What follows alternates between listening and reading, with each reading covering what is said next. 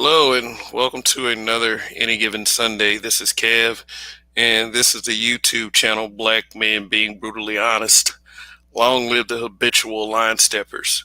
And thank you for joining me once again for another long winded discussion, as it will probably be. But they're good long winded discussions. Uh, I believe that people who tune in to me every week have a sense of fulfillment when they listen to what the fuck I gotta say. So just to be a little blatant with you guys, because you know what, y'all deserve it. You're a pretty stern crowd. I would say a pretty convicted group of people, and I myself is privileged to be in your presence. So thank you once again for letting me come to you uh, another week with another Any Given Sunday. Shout out to Toya the Tutor, the Village Arsonist TV, Phil Brad, what's up? And D Rock Den. Says two stepping in the BMBBH spot. Salute Kev. Yeah, it's yeah, now the topic for tonight is, do black women need to check their female privilege? And I already pretty much answered it. I say yes. Now let me go ahead and offer some context and some clarity, because as a group, black people always need it. So let me go ahead and say this. This is not I would say it's kind of hard to differentiate these things. Um, I'm not I'm not saying that black people are privileged and advantaged in this society. That's not possible at this point. Uh, some of which is because we're doing it to ourselves. So how can you be privileged within a group of people that only believe in conflict and harming each other's chances to be successful and not raising the kids worth of shit? So there's no way we can be privileged, and we are the causes of that toward our own, as well as everything else that's in place coming from other groups, especially the quote unquote supposed dominant group, the Democratic Party. But yeah, but as far as community privilege, uh, I would say that the women are, except for having to hear some words from a few of us clowns here in the manosphere, I would say you girls have it pretty good. I would say always getting free shit at the club, being able to finesse dudes, and no matter how morally inept it is, you can get away with it. It'll always be seen as a fault on the guy because we allowed ourselves to get suckered and played, and we treat ourselves as such. You have the privilege of not being shamed for that. But, like I said, except for a few of us clowns over here in the manosphere, as they say, a couple of us weirdos, lames, as they say. They call us all kinds of things, but that's just what goes with the territory, as I've been told by several people who have had less than favorable things to say about the space. But it's just strange to me how everyone thinks that all of the shit that they say about black men and all of the thousands of eyes that are on this channel, I mean, on their channels, rather, that all of a sudden they come invisible when we become a part of the discussion.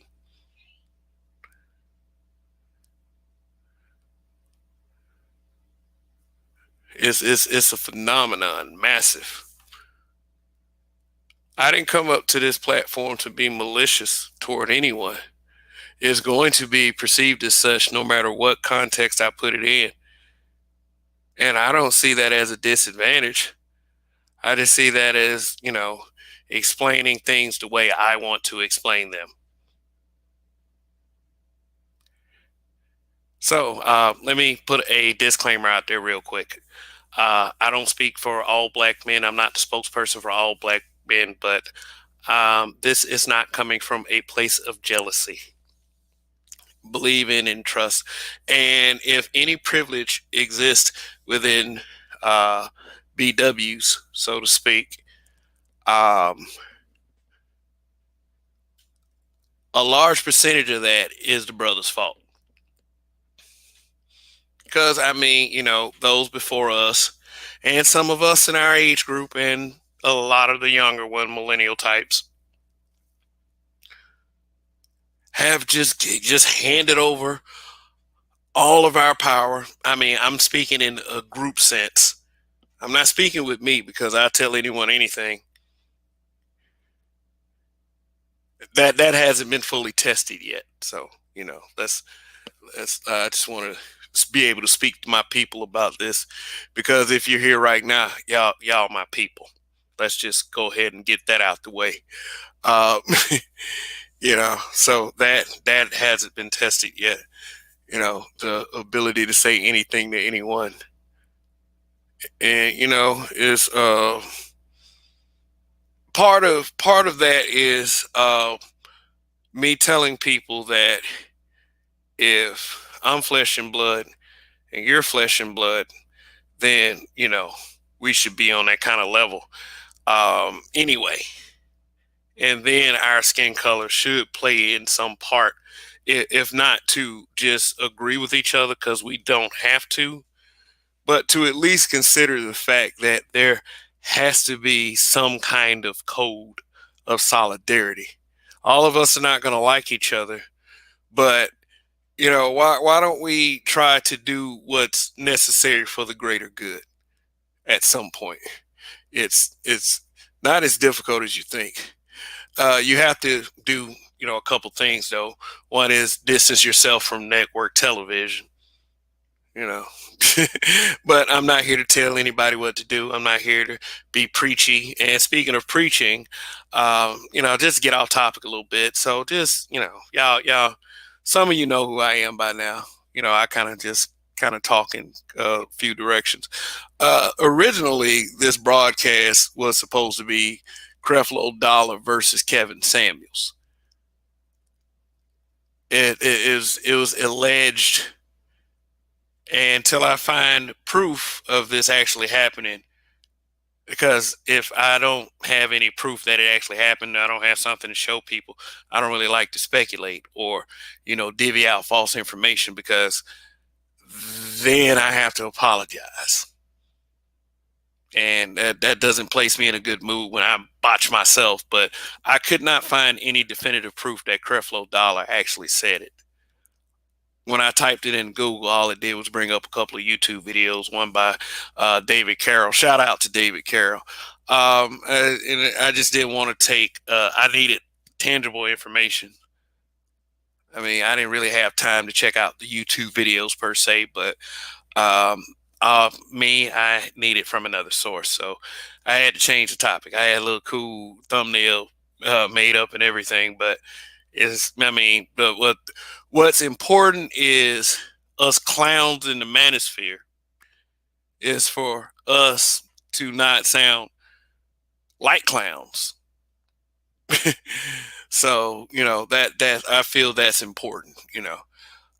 You call me anything, I'll be that. As long as it's not certain things.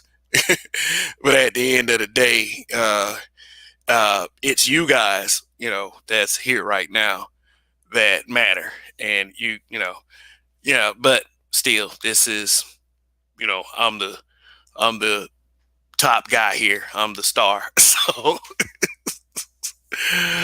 So I mean, y'all get what I'm saying. Like, for those content creators out, that watching this, you're the star on your platforms. You should perceive it as such. You should see yourself as a privilege on your own channel. Once you irradiate that, then people will, buy into your ability to be genuine, I would say. So back to BW and female privilege. Back to that. Anyway, let me offer some context as to why I say that the brothers kind of handed this over willingly. Um, is we let's put it to you like this. Let's put it to you like this. As a family member of a female, for any of you, no, the men. Let me talk to the brothers for a second. Say your closest female family member approached you and says XYZ happened. Some need to be done. Need to be done fast. Would you believe her? Would you take action? I would think any sane brother would, just out of emotion. What the hell is going on? Let's talk about this and let's see how we're going to proceed. Some guys just fly off the handle, grab the piece, let's go. Let's go on over there, handle this shit.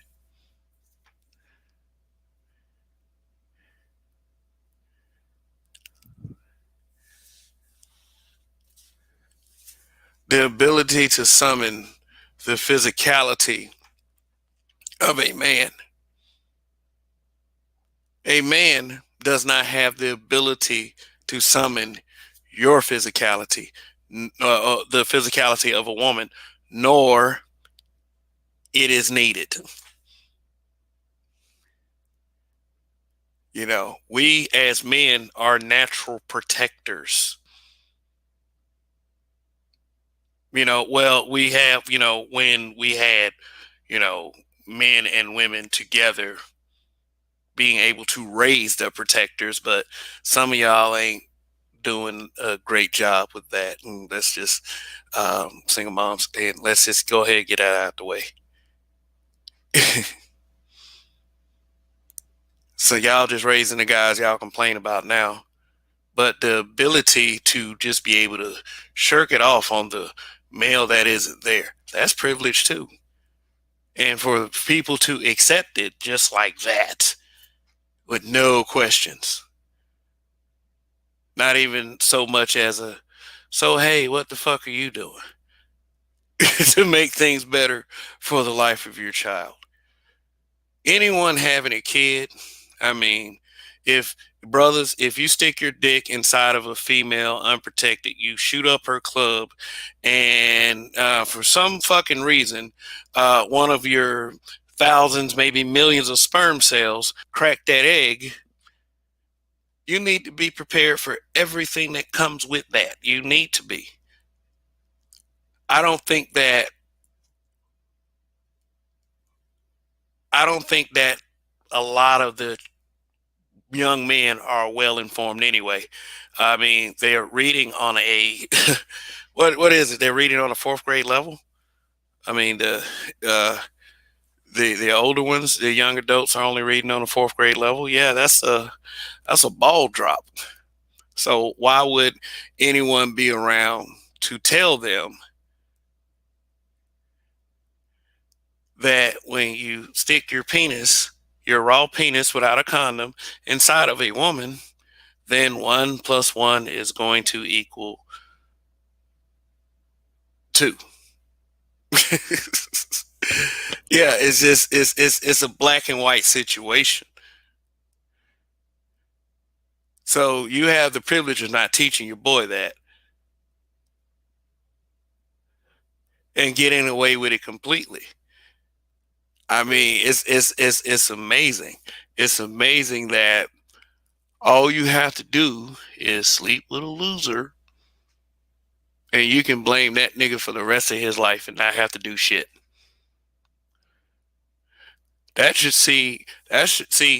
be seen as a betrayal of trust within the code of the race itself. But we don't see that forward over here in the West. We don't. A lot of us want to. It's a pretty picture. You know, when we want to play that little dog and pony bullshit for some of us, some of us with the lower frequencies. Oh God, straighten up. Here comes white people. We want to, and I plan to do a broadcast in the future about the dog and pony show. I just wasn't feeling it tonight. I would have done it tonight. How you got those that would, say that, we need to act right because we want other groups to respect us. And by the way, no one should give a fuck about that. Period. And if you're black, don't give a fuck about it. Everyone's mind is made up. But you're grown up, so hey, who am I?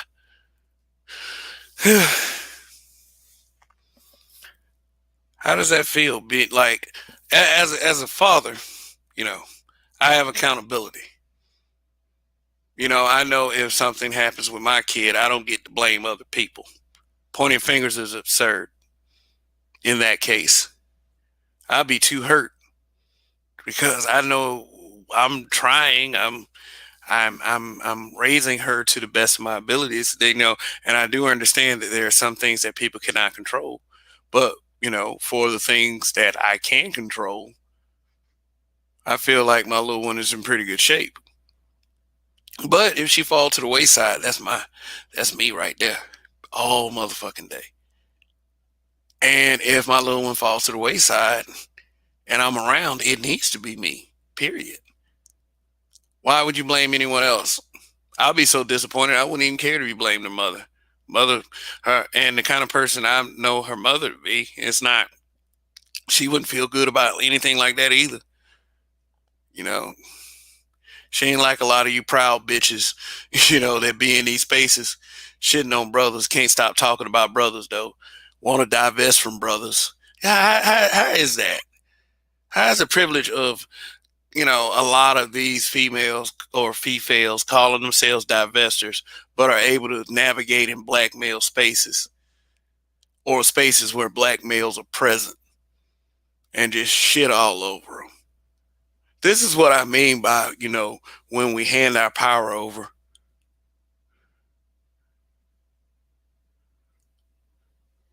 Brothers be in the presence of divestment bitches, getting shitted on all over the place, and then do that black man survivor's guilt. Oh my God, why didn't our race do nothing?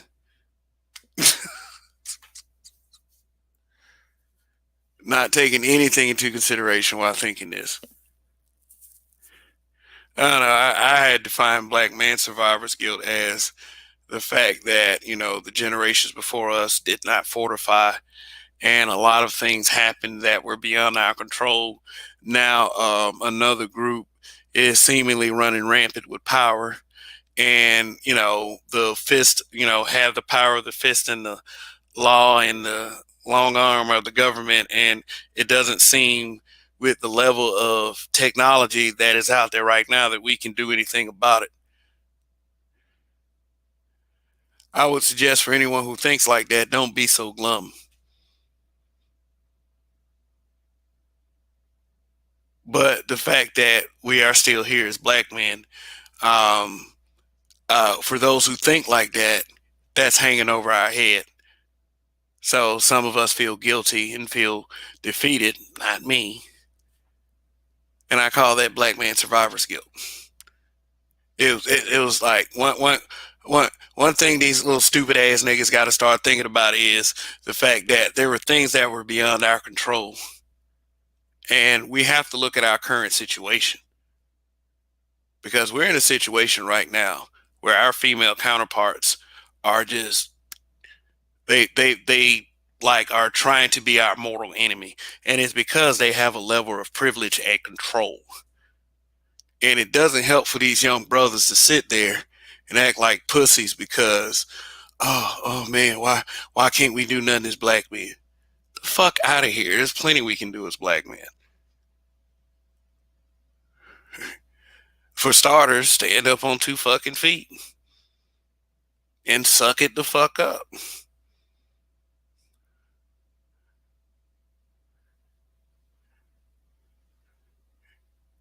See, I grew up hating people like the privileged ones who, you know, took their advantages in societies and spit all over everyone else. But growing up in Montgomery, Alabama, I always seen that in white folks.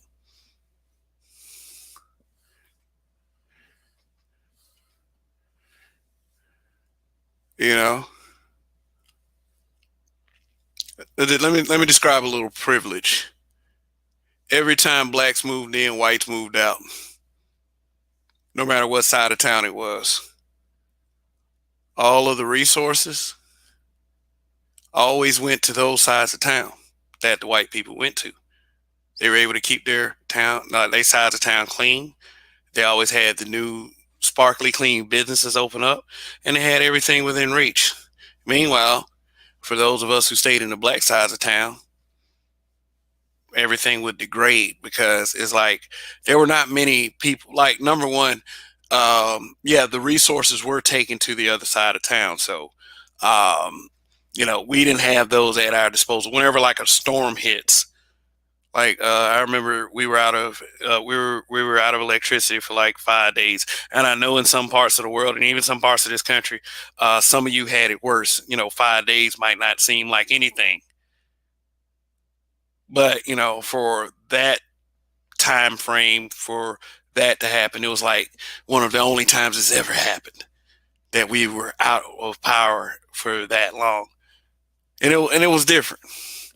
But what used to always happen is all the power companies, all utility companies, whatever repairs and whatever response they had to have, they went to those sides of town first, cleaned them up, picked up all the branches, restored their electricity, and then would leave us hanging for a few days. I mean, you could see it all over the place. It was just the air was thick with it every time you stepped outside. And knowing the history of a place like that, not saying that people in Philly didn't have their own history, or people in Chicago didn't have their own history, or people in California, especially Cali, did not have their own history. But we always had that looming in the air, and it was scary. It really was. It was scary for my parents growing up. My dad being chased home several times. I mean, being called a nigger and you're not being able to, lift your head. Now, this didn't happen when I was growing up. They had pretty much calmed that shit, but when they were growing up. Now, the reason why I'm talking about this, and a lot of people don't like to hear this, but the reason why I'm talking about this is because of, I just mentioned black man survivor's guilt. A lot of us don't know what we would have did if we'd have lived in that time frame. Stick your chest out. Oh, I wouldn't have let them motherfuckers do that. No, yeah, yeah, right. Let's just say strength in numbers. But the only thing that I will say, back then, technology was kind of weak. So I mean, it's whatever. I mean, anytime y'all ready. But yeah, let's get back to see now everything that I just explained. With all that happened, it does seem like a decent amount of betrayal when you have your own female counterparts exercising a level of privilege against you when you ain't even do nothing to that motherfucker.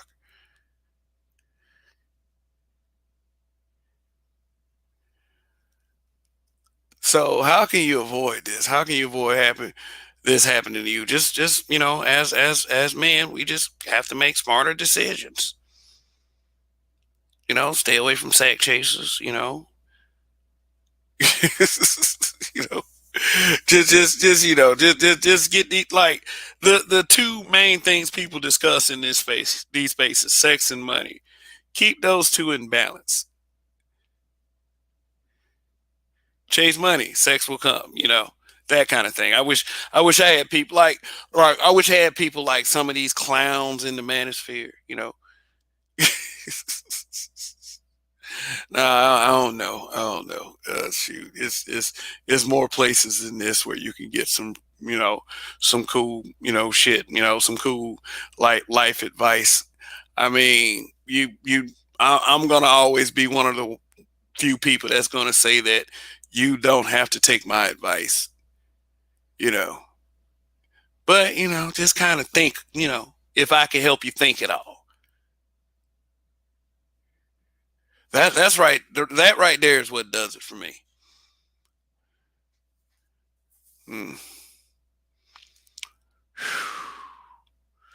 So, chat, I see my boy Donnie down there, YS for W. Y'all need to be subscribed to him. Long live the habitual line steppers.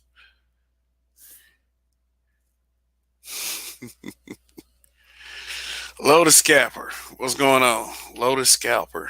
Some black men will still deal with black women, but it ain't gonna be me.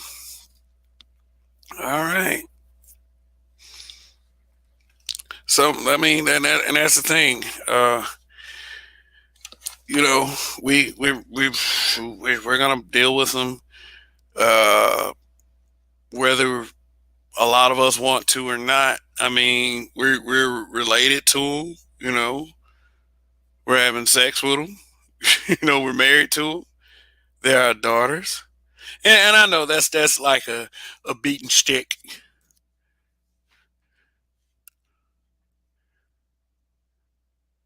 I know it is. We're always going to deal with them, and they are always going to deal with us. The fact of the matter is, in Western culture, although we may need to get away from each other since everything is so tense, we'll never stop dealing with each other. Black men and black women. We'll never stop. It'll never ever happen. It will. I just so happen to believe that. I'm one human being out of several billion on this planet that believes that Western culture black men and Western culture black women will never stop messing with each other. It's a symbiotic, crazy. It's like a crazy relationship. Both people are just plumb crazy, but anyway, I'm not telling y'all what to do. I'm not telling you to stick with the sisters because the idea of using privilege against the men, that's coonish to me. Now, any of you critically thinking brothers who a black man would use his black male privilege, which does not exist, quite frankly, please show me. Show me where black male privilege exists, and I'll show you a liar. Don't say physical strength either. Physical strength is not a privilege. That's God given. Well, it's whatever. Whether you believe it's God given or not, but it's not a privilege. It's a gift. Physical gift. Yeah, let's put it like this: physical gift. Physical gifts aren't privileges. It's genetic. Take it up with genetics.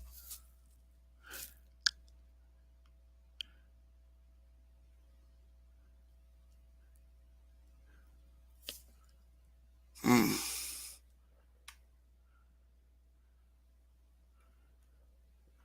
Masculinity at Lotus Scalper. I will never see them affectionately. God damn. I mean, I'm gonna open up the panel in a second, and it's just, ish. Like, I don't know. It just, I don't feel that way about them. I mean, I can see if things keep going the way they keep going, then that attitude is gonna be regular. And I mean, like the females aren't making it any better at all. I mean, you have this whole KS thing, and that just if you just took the average at best Just that one thing and how that shit escalated. Then you have this clubhouse conversation. It was supposed to be like White Men Appreciation Day, and you got a female on there. I mean, they're shitting all over black men. They're not really appreciating white men because that's one thing about the divestors. They can't stop talking about black men. It was more like shitting on Black Men Day. One of the girls said black men are better off in a coffin. In a coffin. Dead. Dead. See, do you need any more evidence? Privilege is how everyone has all of this short term memory about them saying shit like that.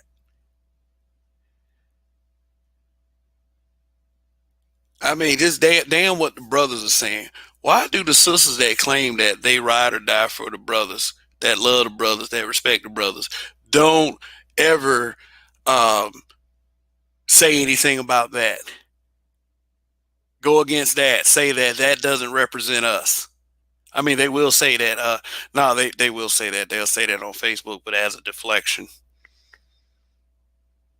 Now, let me put it in a better context. Why don't they say anything to sisters like that? Hey, that's fucked up. That's wrong. You need to stop. Seriously.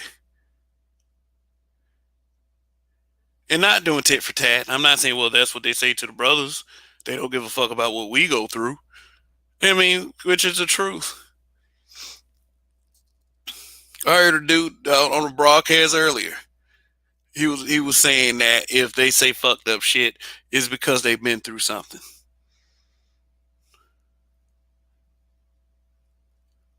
I was like, wow. I mean, we all go through stuff. I get it. I get it. But I mean, you're saying that to a group of men who were always treated like their shit didn't matter. So I understand the pain and frustration when y'all say stuff like y'all don't want to deal with them. It's not what I would follow. It's not my mentality. And I'll never come at you and try to, fuck with your reputation and try to destroy you because you don't want to date a certain race of women or you want to go where you're appreciated. I'll tell the women the same thing. Go where you're appreciated. I'm not going to tell you to stick with us for preservation purposes. It's your choice. I chose to do that, but you don't have to make the choice that I make. This is a lot. This is a lot of what these people don't get. What you're going to have to do is tell these people is you're going to have to straighten the fuck up if you want things to be a certain way. Treat people how you want to be treated.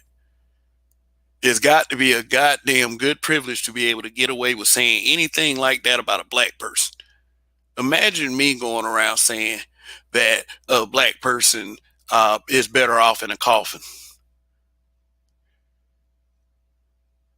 Boy, it'd be all kinds of old raccoon chops and memes with my face on it, and all these little coon comments. Kev a coon, blah. I mean, they already call me that. I mean, I don't have any views that extreme. It's just that when you're dealing with a privileged class of people, as BWs are, if you say the slightest thing to them, is taken to such an extreme, you might as well have said some shit like that.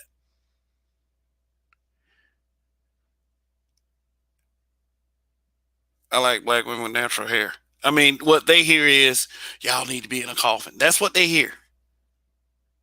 Because you say I like black women with natural hair. That's what it equals out to them.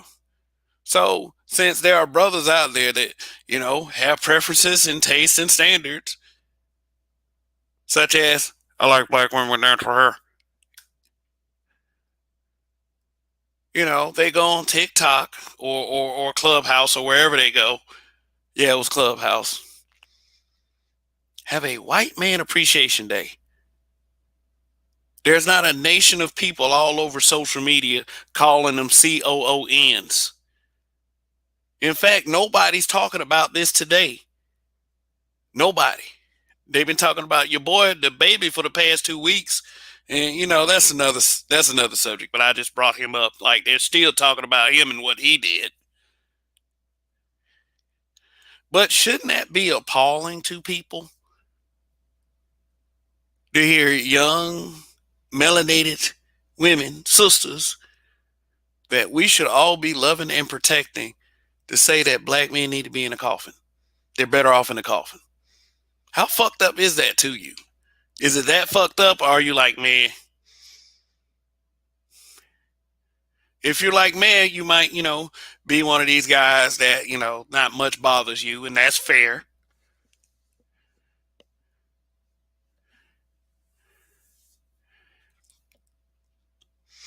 Well, let me put an example out here like this. Like Tommy Sotomayor. Okay, I don't think he's ever said anything like this, but what if he said black women need to be in a coffin? You'll hear about that shit for the next 5 years.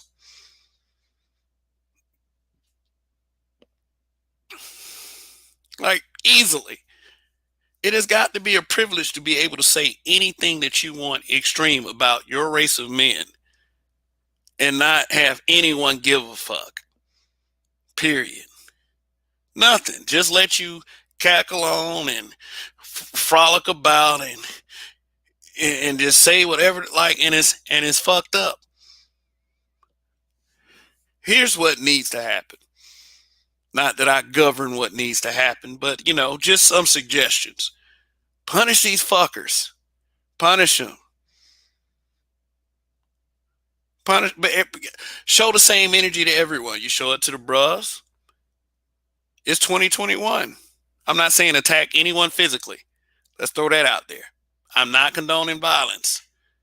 But the way you guys do things on social media at this time, shit, there are ways to make people pay for it. Even in your reality, when you have a family member or a friend with a jaded viewpoint such like that has the audacity to say that a black person's better off in a coffin. And they're not some kind of Caucasian white supremacists. Because white supremacy comes in assorted colors right now. Punish them. Punish them like they called your mama a bitch. Punish them like that. They need it. All of them. Anyone. It doesn't matter, male or female. We do it enough to the males, though. We don't do it to the females. I'm not saying make them feel worthless. What I'm saying is make this, and I know life isn't fair, but there are things that you can control and make fair. Eliminate this privilege because, hey, you know what? Believe it or not, the future of our culture in this motherfucker depends on it. Now to be so conceited and to think that we're the only black culture in this world, believe me, I don't. There are other black cultures out there. Because we ain't doing too good with this one. Because it's so one-sided. This one-sided aggression against the brothers. And the sisters can do whatever the fuck they want. Check your privilege, girls. Let me drop this link. And by the way, D Rock Den, thank you for the super chat.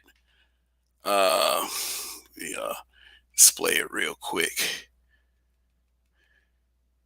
This is why a lot of brothers think the way they think, because we got people saying shit like that. And then when a brother like me say something about it, then the first thing happens is a gaslight. Y'all niggas so sensitive. There are less and less brothers right now because of this mentality, because of this privilege that you keep exercising, that want to deal with you.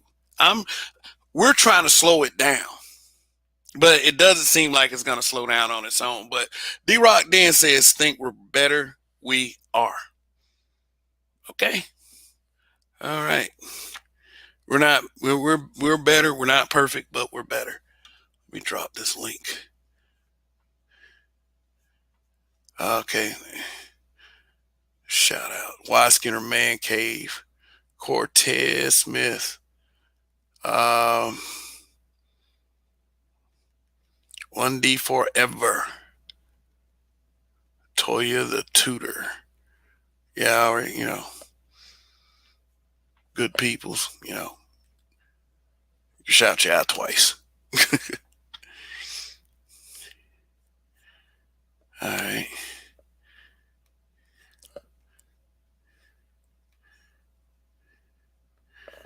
All right, there it is. Do BW need to check their privilege? I would say for the sake of everyone's sanity, at least, yeah, check your privilege for once. Think about what you're privileged about. I would definitely, like to hear a female's perspective on it.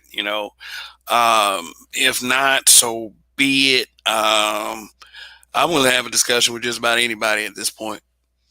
Except for a select few. Some of you guys out there and some of you gals out there are buck wild as fuck. you know. But I'm like my boy down there, fear to none. Shoot. So glad we were all able to get through another weekend. It's rough out there. I ain't got my scroll ticker. Yeah. I've been talking and yep, there it is right there. It's important that you guys learn and understand that harsh language is used on this program. Cash App is active. If you want to put some in the collection plate, I am not a preacher per se, but a lot of these guys are preachers of a different faith. I mean, it depends on what faith that you want to go with. So anyway, see, let me look at some of these comments. We're going to start interacting with the chat. So as I come down, why don't y'all think of some crafty shit to say that I can respond to? Let me appreciate you guys for a little bit. 1G's. What's good, brother? Shit. It's good with you. Phil Brad. Question: why are black women are more friendly to whites than black men? I do think that's a problem with us as a people. I think that is men respond different than the women do.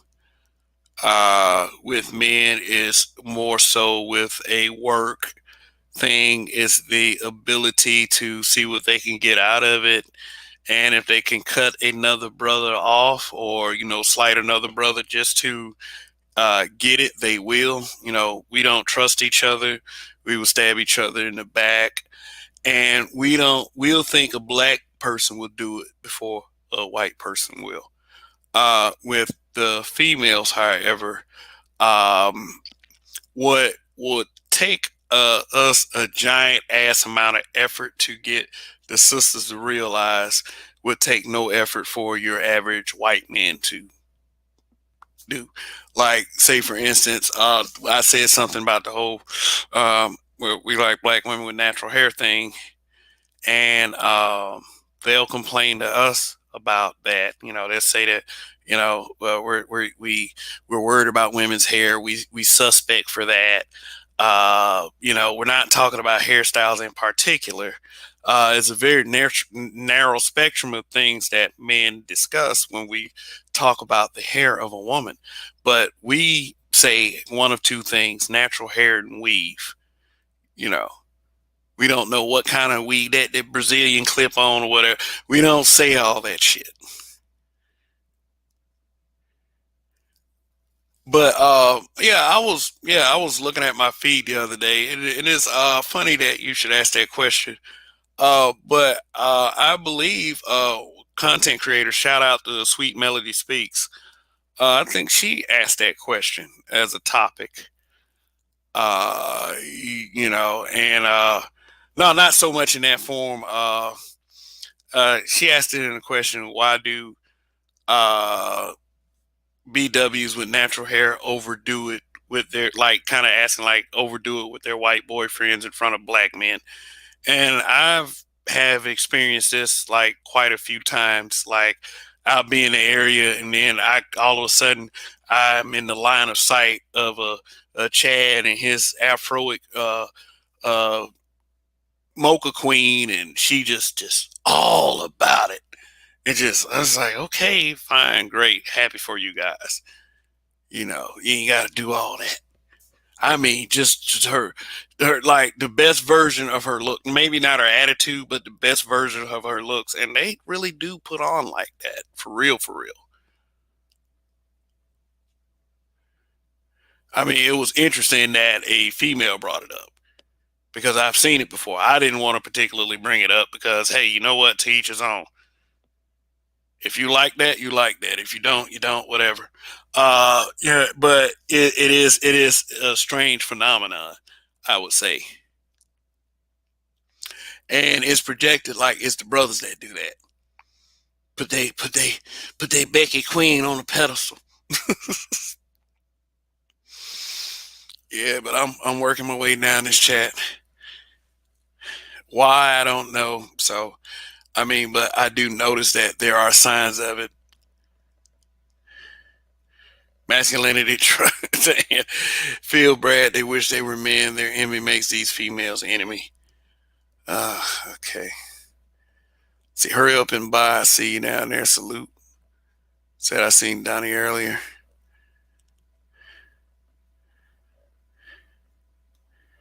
Masculinity. Many lynchings were set up by female black widows. And that would probably be something that would have to involve some research. Yeah, I mean, I don't doubt it. I would say insurance lynchings where black females had black men beaten or killed. Ooh, that's some heavy shit. Yeah, y'all gonna get me another long-winded comment. We'll pull that comment up too. I got an angry one from last night broadcast.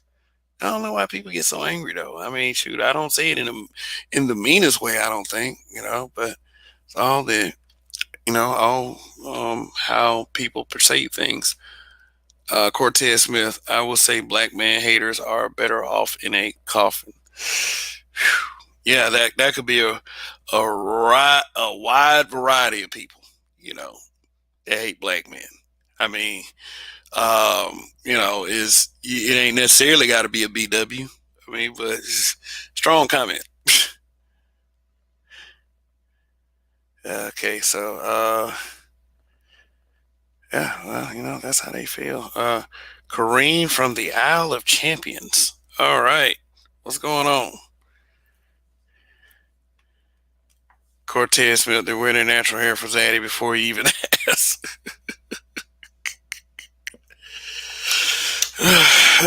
Okay. Mm-mm. I don't believe that. Okay, you have to, like you always have to do this little thing right here. I don't believe all are like that.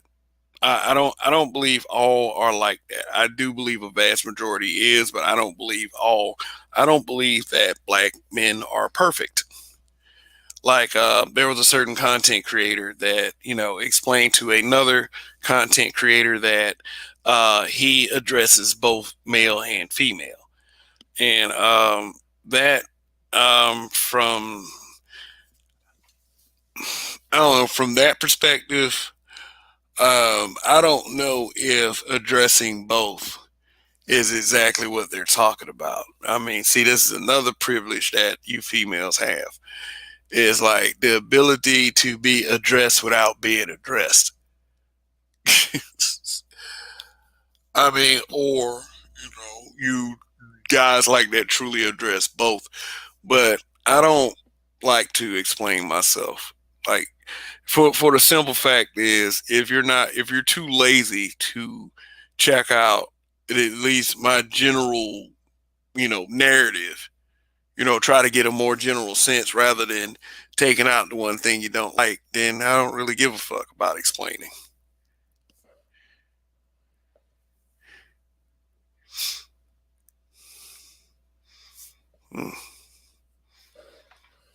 So there. Let me check, see how many likes I got real quick. You know, we're still pretty early in this broadcast. All right, 21 likes. It's got 18 watching right now. That's a pretty good ratio. Appreciate you guys stopping by. It's always a pleasure. I've been on almost an hour. Shoot. Yeah, I mean, you girls, and I mean, like, I heard somebody, like, this is just an answer to a slight from a content creator that has apparently had a Brazilian butt lift. And here's the thing about that whole Goldman Sachs thing. You know, they gave BW's $10 billion. And understand this. They gave you guys $10 billion with black men sitting at that table. So I always keep that in mind first. And the reason why they did it is because you guys are big spenders for other people's products. Don't think they gave you that money because you're the backbone of the community. Yeah, it was, you know, and for all intents and purposes, yeah, it was kind of a slap in the face to black men. And, you know, they took the deal. I mean, like, if, you know, and as another content creator would say, if black men had a better deal, you know, but, you know, they took the better deal. It doesn't make it right. But like I said, it has to be a privilege to be called something called the backbone of the community, which you really aren't, and receive $10 billion for it. So I say good play. You know, I ain't hating, I'm congratulating. And, you know, only time will tell if, you know, most people who have given their points of view on this move are either correct or wrong. Most that are of my ethnicity have said that this doesn't, you know, this doesn't feel right. And look who we have here. We have Roguish, the bill monger. It's Roguish son. What it do, Weekend Warrior? What's going on, man? You know, noticing you've been kind of upticking on your channel.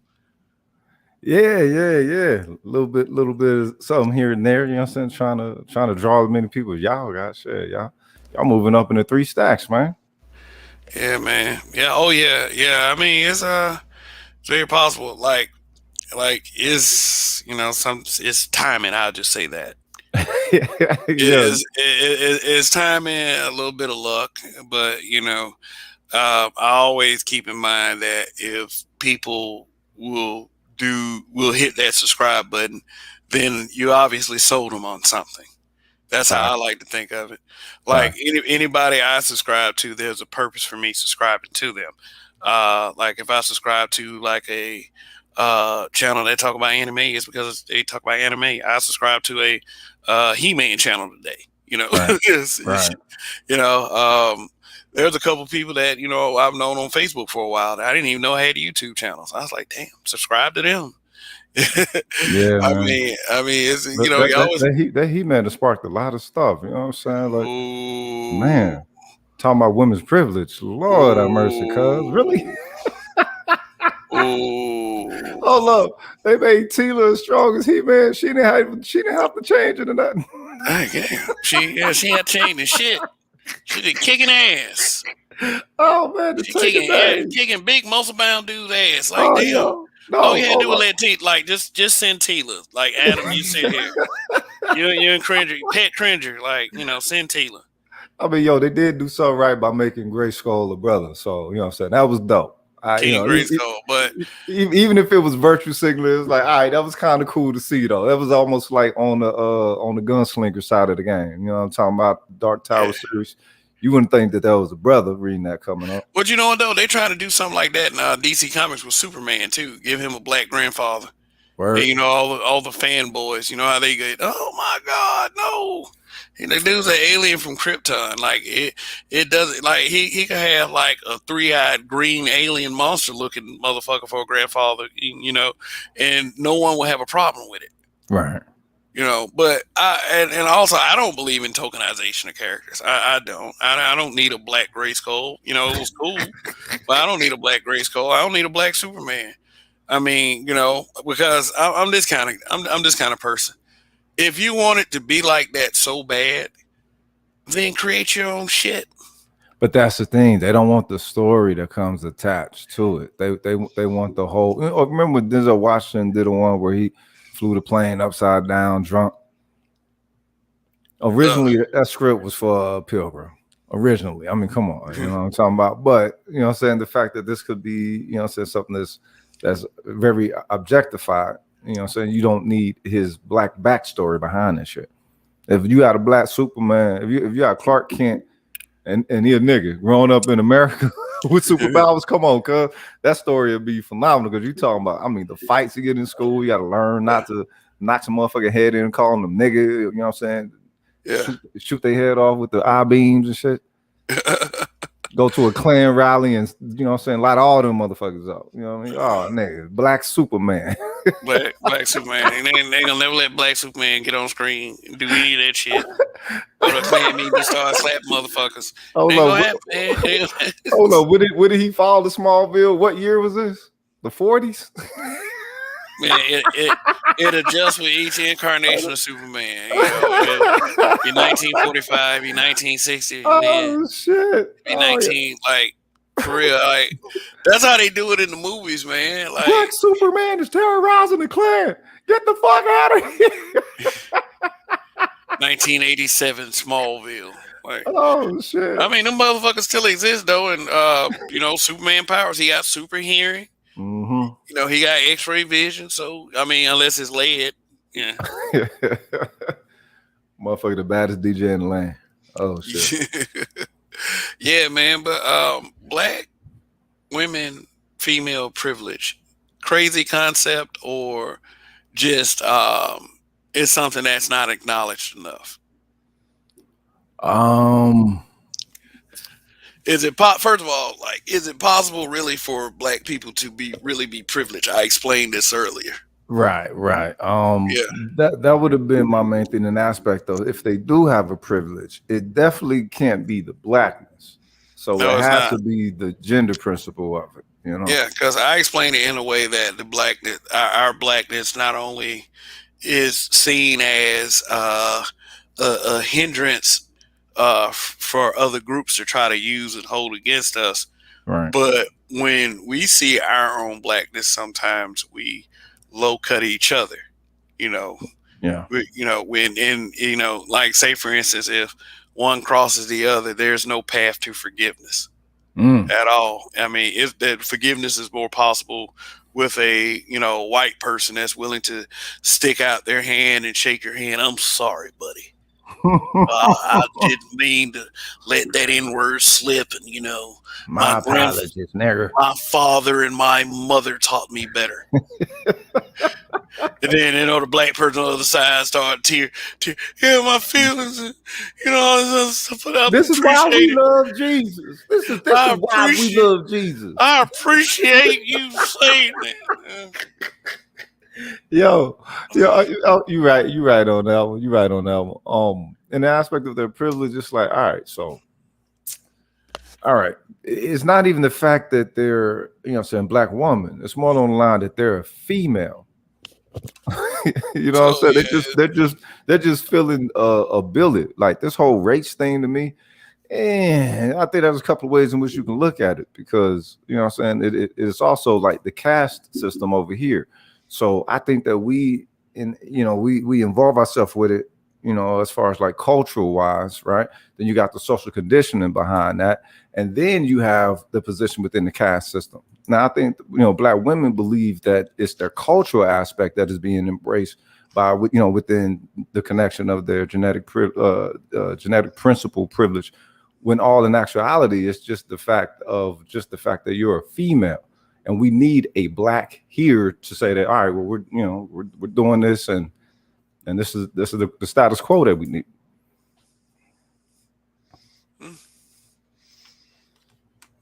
Okay. You know what I'm saying? Yeah. It's more along the line to where they think that their position is, or they think the way that they think about their position is the way that it's received to those who are granting them their privilege. Okay. So like privilege as a survival mechanism, so to speak, you know? I would say privilege as in a greater access of navigation, and a greater access of ease of navigation, or maybe even support, not even just fucking ease. You know what I'm saying? Be able to go places without conflict. Exactly, and actually be subsidized for some of the things that they're looking to develop. You know what I'm saying? You know how hard it is for brothers to get subsidized by the government. So, okay, let me get something straight with Indigenous TV real quick. Okay, shout out. Thanks for stopping by. He says, Kev, I see the title. Is this a response stream to the Mr. Fantastic stream? Good Lord, that doctor lady was insufferable. LOL, SMH. The answer is no.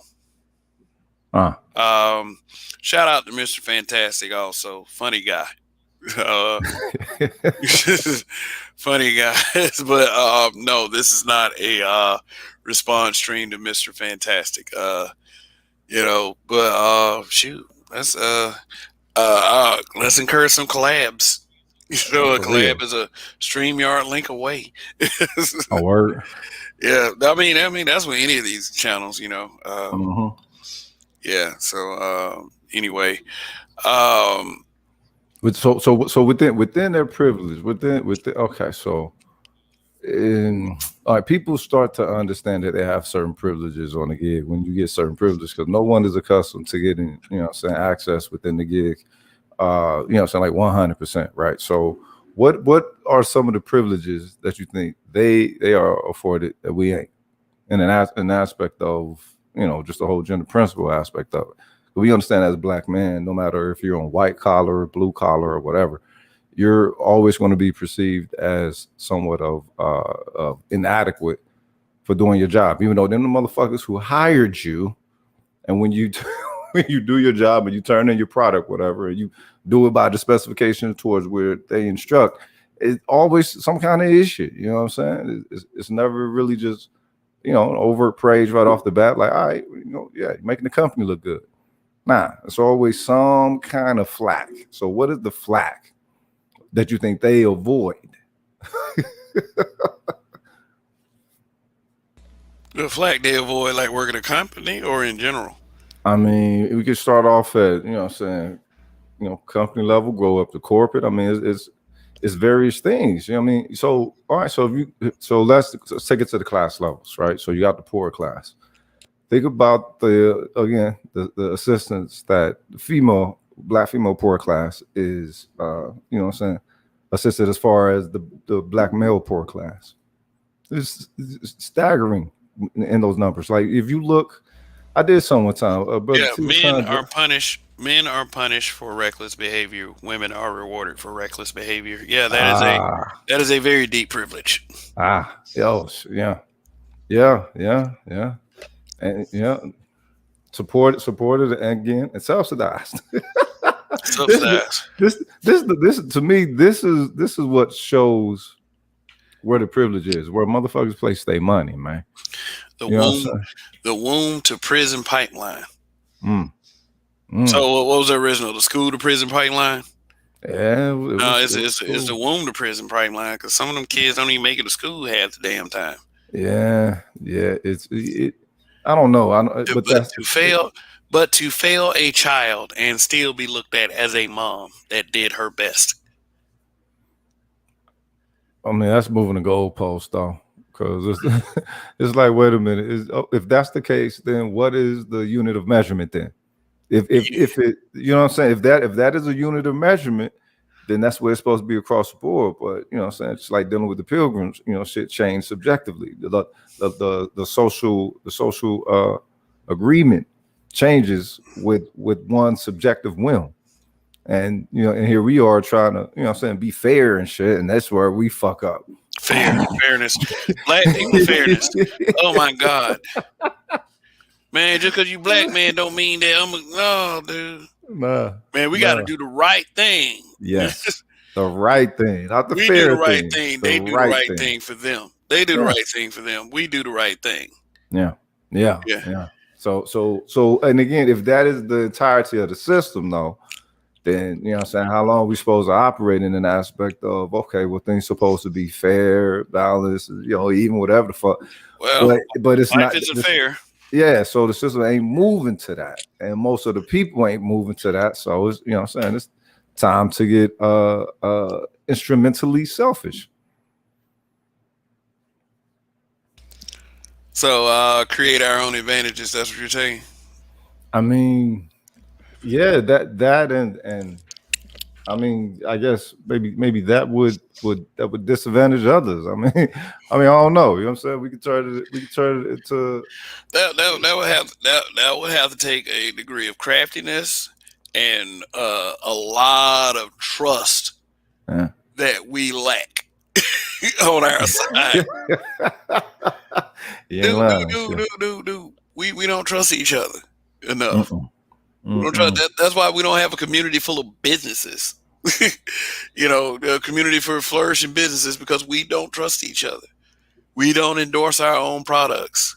That sucks. What if a black man came out with a breakfast cereal and then you don't want to try it, you know, you want to stick to your little corn flakes, but it's the best goddamn breakfast cereal on the planet once you finally eat it.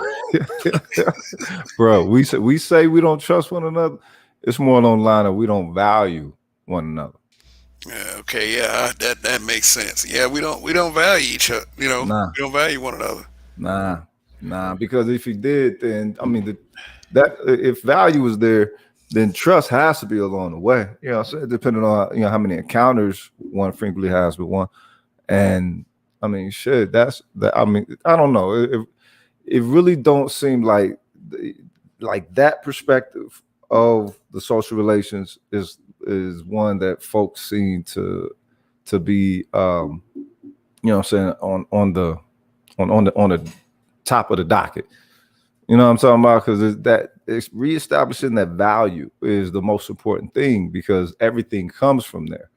But I mean, people tend to try to accommodate I guess you could say dichotomous values along with ones that they're seeking to develop, you know, some enrichment with, or restoration or something.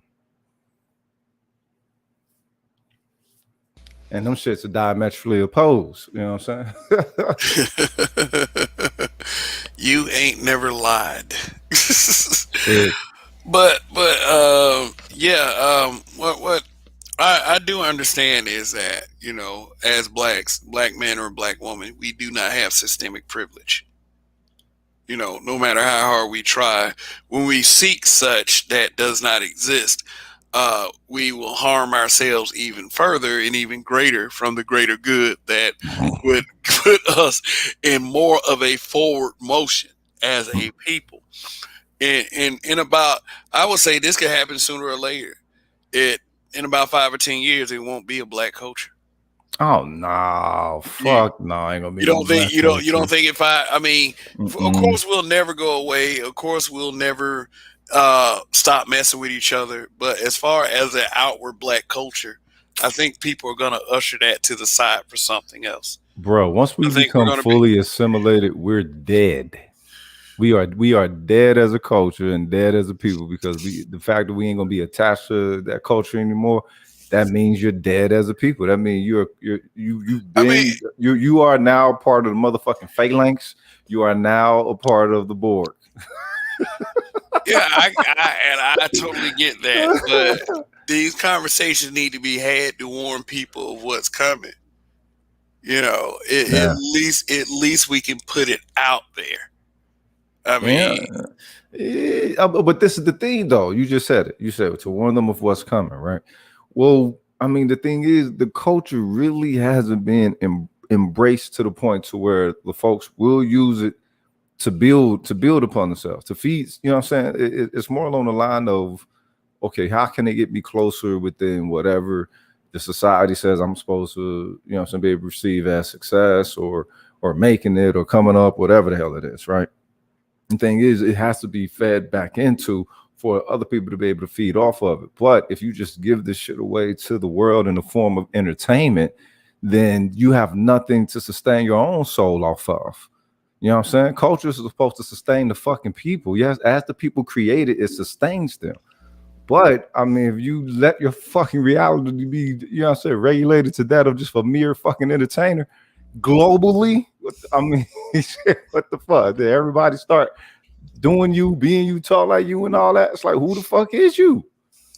You know what I'm saying? We're gonna make ourselves into perpetual bastards, cultural bastards, or some fucking robots or somebody else's. And that's, you know, the American culture is so-called American culture, it, you know, tend to take that shit on. Yeah.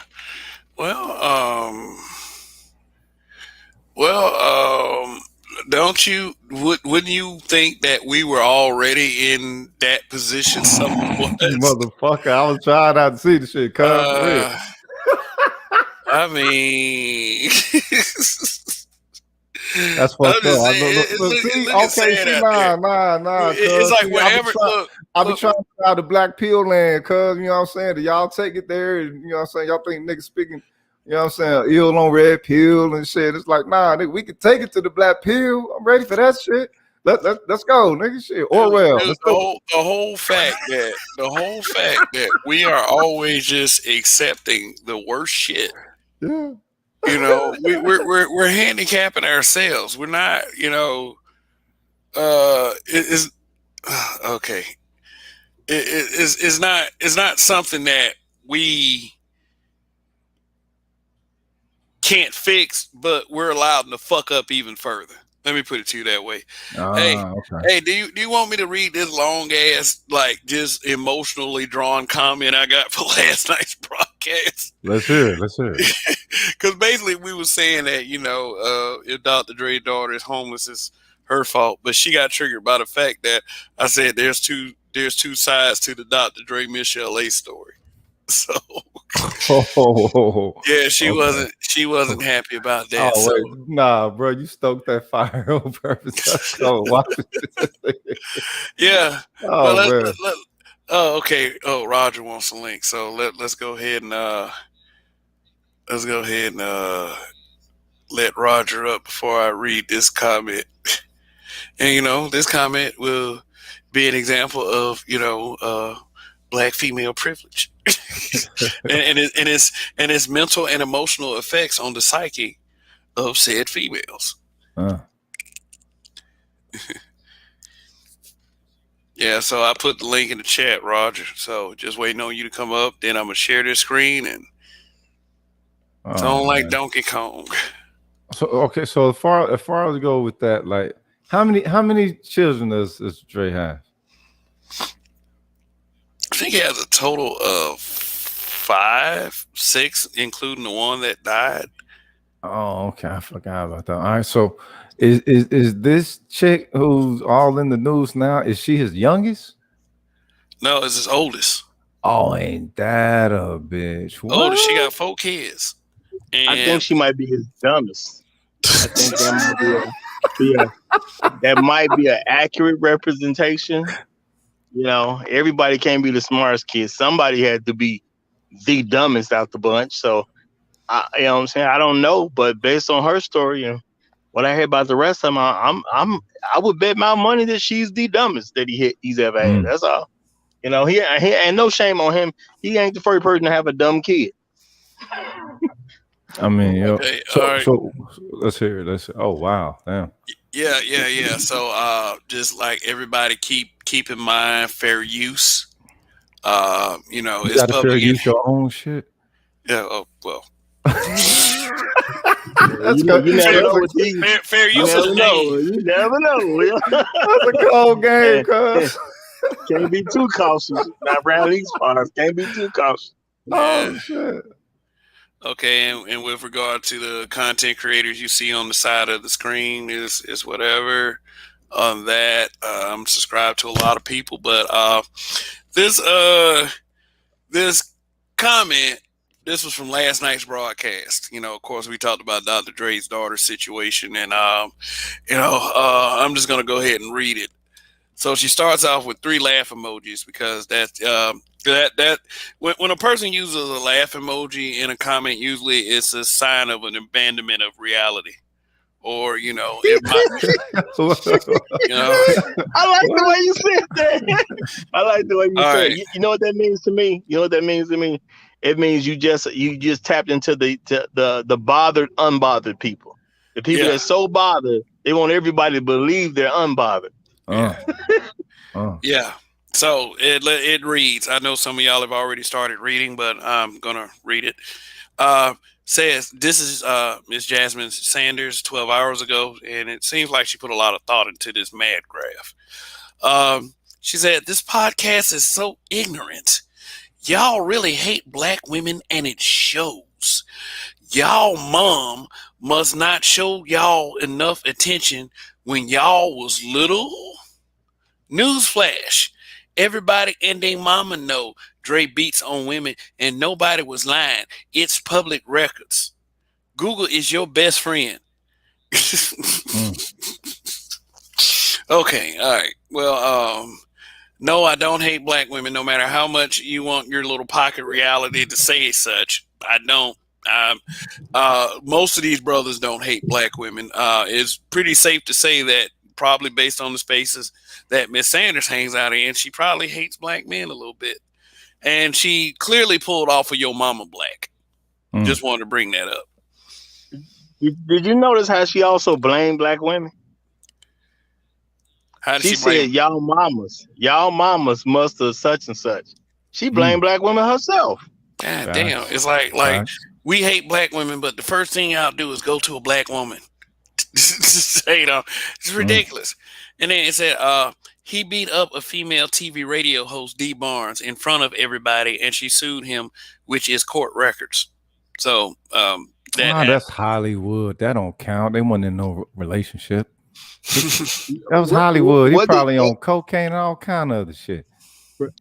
I don't know what they got to do with his 38-year-old daughter. Why she blaming black women? Well, I did bring up the point. I did bring up the point that there's 2 sides to the Michelle A story, and that's what I said. And still, I mean, I get it. I get that part, but I'm looking at what she said and what she responded to. You know what I'm saying? Y'all must hate y'all mamas. You know what I'm saying? She blamed black women right there. So I think you kind of right about the abandonment of reality. You know what I'm saying? It's that's what you call a Freudian slip. It's so deep in her that it must be a black woman's fault that she started off saying it's got to be black women's fault right from Jump Street. That's all I wanted to point out. And then she goes on to say his baby mom, Lisa Johnson, had to file a restraining order against him because he was abusing her while she was pregnant, and that's a court order. You find that on Google. I read the whole Lisa Johnson thing. She said he busted her in the mouth. That's what she said. What'd she say before he busted her in the mouth, though? Yeah, well, we don't know that, but said nobody lying on Dre, sir. Michelle A never lied about her situation. Everybody knew that.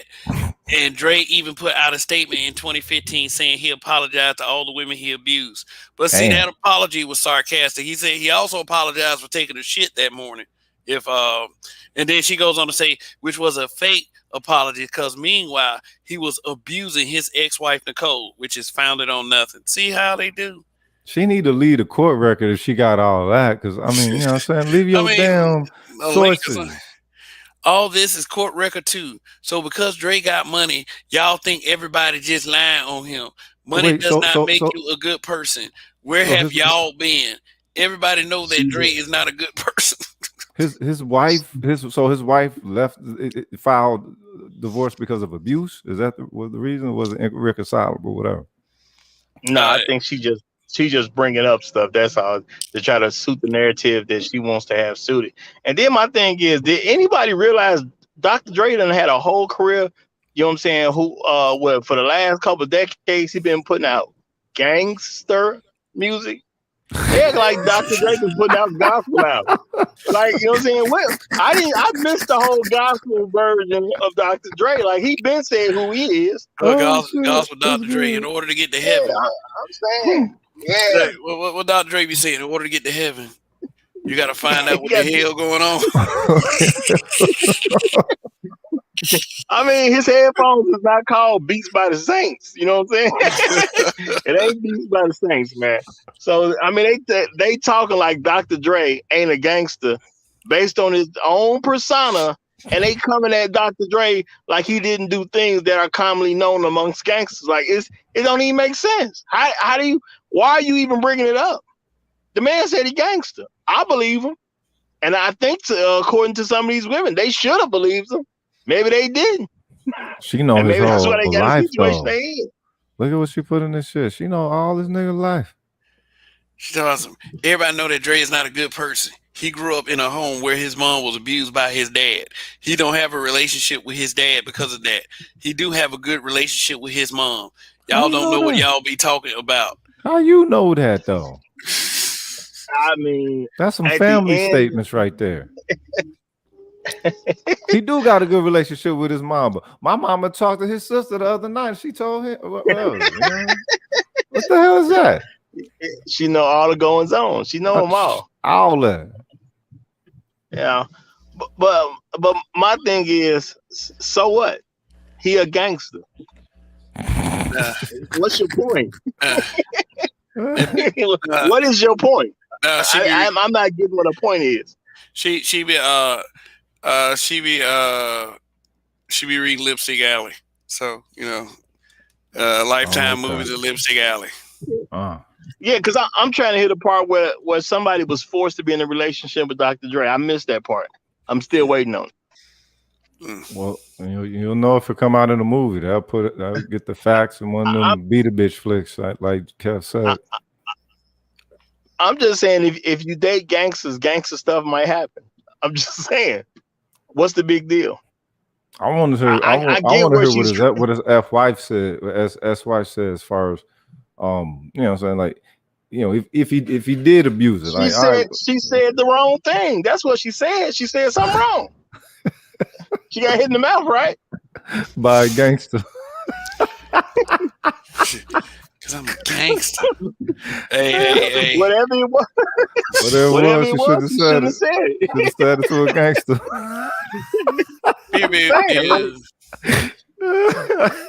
Should have. I don't think he did it. You know what I mean? Hell yeah. Oh shit. I'm just saying, I'm pretty sure everybody done had a thought about something they would have said to their daddy, and then they thought, well, that is my daddy. I really ain't finna say this to him. You know what I'm saying? Like, where's your filter? You know what I'm saying? Yeah. The brain and mouth filter. I done thought a few things up a time or two that I chose not to say to a specific person. You know what I'm saying? It didn't make sense. The great Patrice O'Neal shows us that women ain't got that filter. Hey, but seriously, I don't condone violence against women. So that's not what we're trying to say. We don't think violence against women is humorous and funny. No, that's no. We don't think the violence is funny. I think that the person commenting on it is kind of slow. That's what's funny to me. Well, I mean, I think it's funny if they put themselves in such situations through their ego. That's one of the privileges. You know what I'm saying? Is someone, I forget, someone mentioned it earlier. You know what I'm saying? Remember even the what was that? The Chris Rock. You know, a woman say anything to you, whatever, you know, because they know the hit ain't gonna come. But you know, it's like, all right, well, not everybody get them lessons. So you might not want to stress it. Kind of like white folks throwing why can't I say the N-word? Well, nobody's saying you can't say it, but you know what I'm saying? Somebody might have a lesson for you at the end of that one. So you might not even want to stress it. That certainly carries a consequence. You know what I mean? I mean, you can say it all day, just like the wiser of men that I've known in my life always said that you can't stop a woman from being a hoe. You can't stop a woman from being a hoe, but at the same time, you ain't got to marry her either. I mean, well, you could say that for our generation, but these youngsters coming. PJ Washington, goddamn. Yo, 19. I bet they got to be. I bet the 19 who think in Ilmore status, but might not, consciously be that, but operate like that, vibration-wise, character-wise, they got to be shaking in their boots, or they already on some, SYSBM shit. As 57% of the youngsters is. So if that's 57 now, and they'll show any improvement whatsoever through the culture that you see being expressed, none of that is enriching of unions and shit like that. All right, so it's probably going to jump up past 67 to 72. I mean, it's within 5 years probably. I've yet to hear PJ Washington say follow my footsteps. I ain't heard him say that yet. So he's sitting in a salty seat right now. So I just wanted to just kind of put that out there. It ain't like he liked what the outcome was, so I don't think that's what he was trying to volunteer to do. So let's carry this to another kind of level. Do you think that there is and I've heard these two words put together. I don't quite understand where I think I understand where the context is, but just want to ask you two gentlemen about it. Pretty privilege. Okay. So basically, I think this is a term that a certain content creator came up with, pretty privilege, to imply that females have a certain amount of privilege when they are better looking or, exceptional looking. Would you guys say you believe that? Hell yeah. That's a extremely old concept that's been around since I was a child. But yeah, it's true. If you look good and you selecting who you're gonna talk to, the better looking woman gonna get talked to first. Just is what it is. Holy shit. Okay. For those of you that don't know why I just said holy shit. I think I just realized. What up, Edward?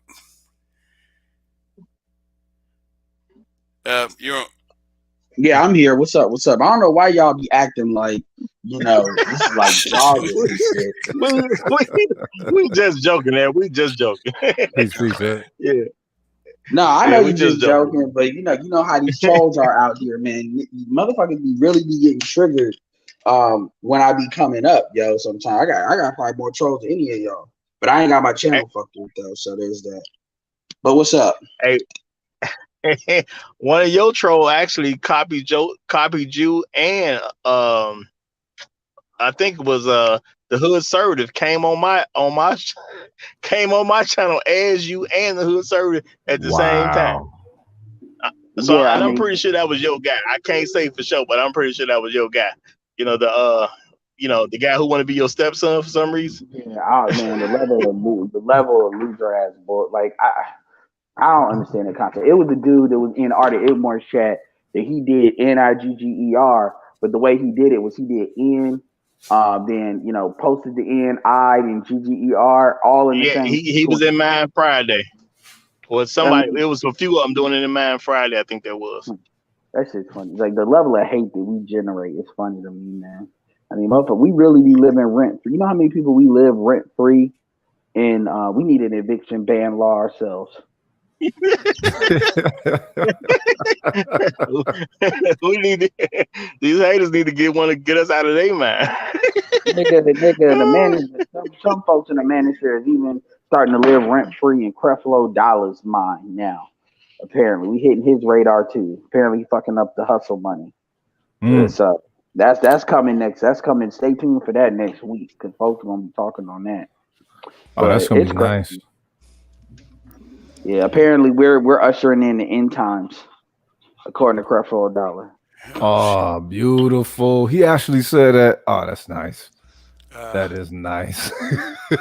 No, he was slick about it. He did a sermon on the end times, and then he turned around and then mentioned the manosphere in the end, and we know who he was talking to. He mentioned a specific name that I'm not gonna mention. We know the person's got one of the bigger subs in here, and apparently he's gonna address it. So my point is, that's how upset. If you see a meter, like a thermometer, on how upset Black women are, Yeah. and this goes to like the privilege shit. I mean, the shit is like on like the shit's off the charts. Like they're mad, and it's like, why are you mad? And why are you mad? I mean, if it's that serious, then just leave. Just go be great. Go date out. Go be great. Go be happy. Shit. It's not a big deal. I gotta stay in the Black community, but I gotta hate these niggas too. Whatever. Anyway, but as far as that pretty privilege shit you was talking about, I mean, the only reason why that's even a thing is because Black women, you got women in general. It's not just Black women, by the way, but you got women that they're starting to feel like they're entitled to the same kind of privilege, like the same kind of economic flow that beautiful women or cooperative women get.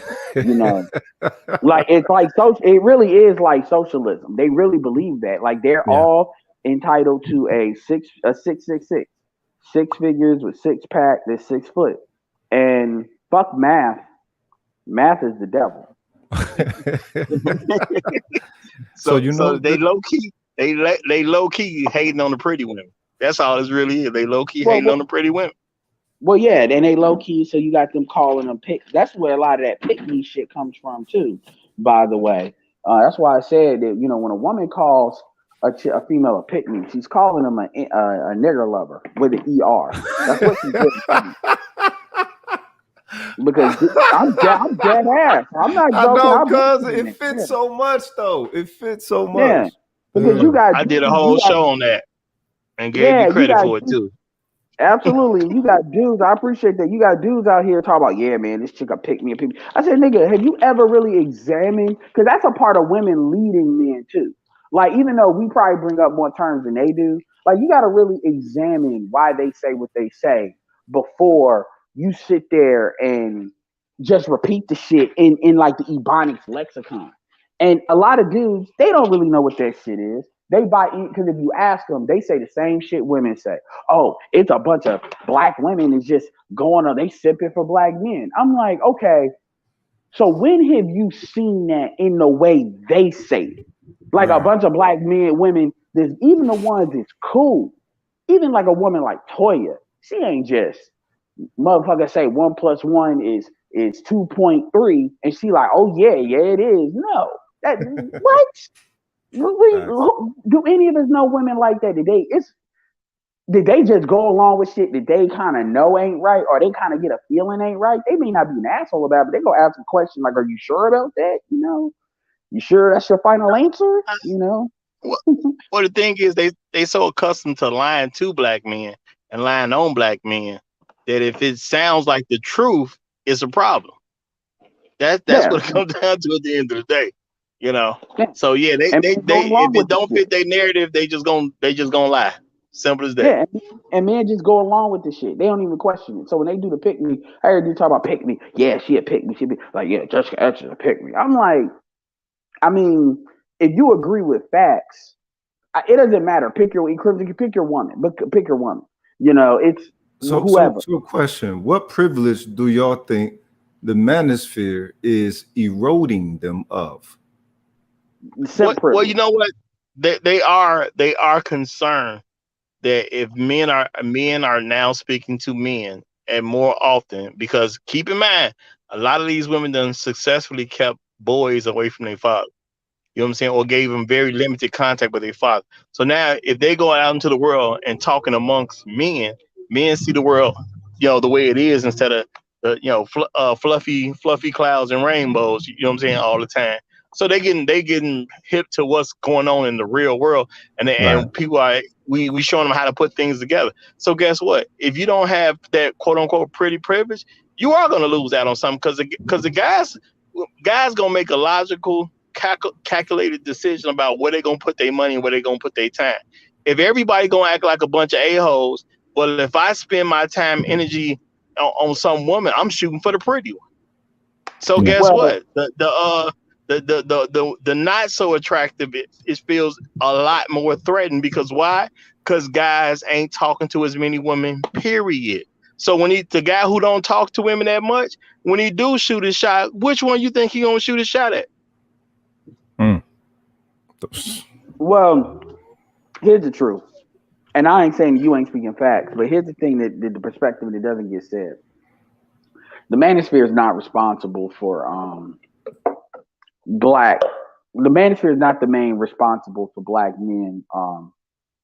We give voice to it, but we're not responsible for it. The people that black women. See, the older black women understood that you had to keep up appearances so you can keep dudes on autopilot. There was a purpose to that. They may not have understood it, but they went along with it. Like this is why women were more passive aggressive, why they weren't overt with stuff, out there with stuff. The biggest issues that fuck black women up is number one, social media, because it doesn't matter what we say, you're seeing it. You're seeing it. Like, I mean, it doesn't. Everybody ain't on YouTube. You know what I'm saying? So you're seeing it in real. You're seeing it on social media, World Star Hip Hop websites. And the other thing is black women wanting to wear their, as Jada Black would say, their slur card on the sleeve. They have a need to, like, let me give you an example. They want to be like a Cardi B or Tiana Trump. They want to be as whorish as you want to be, and you accept it. But you accept it and treat them like they're a potential wife. So the fact that they can feel comfortable with being a whore. That's what they want. And in order to do that, you have to do what, a lot of the G people do. You have to kind of push the envelope further and further and further. So you get used to like the stuff becomes normal that was abnormal. And they're doing that with sexuality. The problem with that is we live in a multicultural society where you ain't just limited to pick a certain group and so that can backfire because what other groups are doing is they're allowing black women to do that and then they're kind of falling black. So just like feminism, they can get all the benefits while black women become crash test dummies. They don't understand that. They're doing it on TikTok, but they keep doing it. And so the manosphere has nothing to do with that.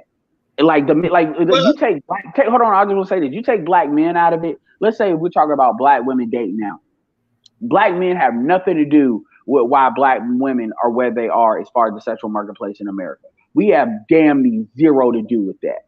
So the black manosphere has zero to do with that.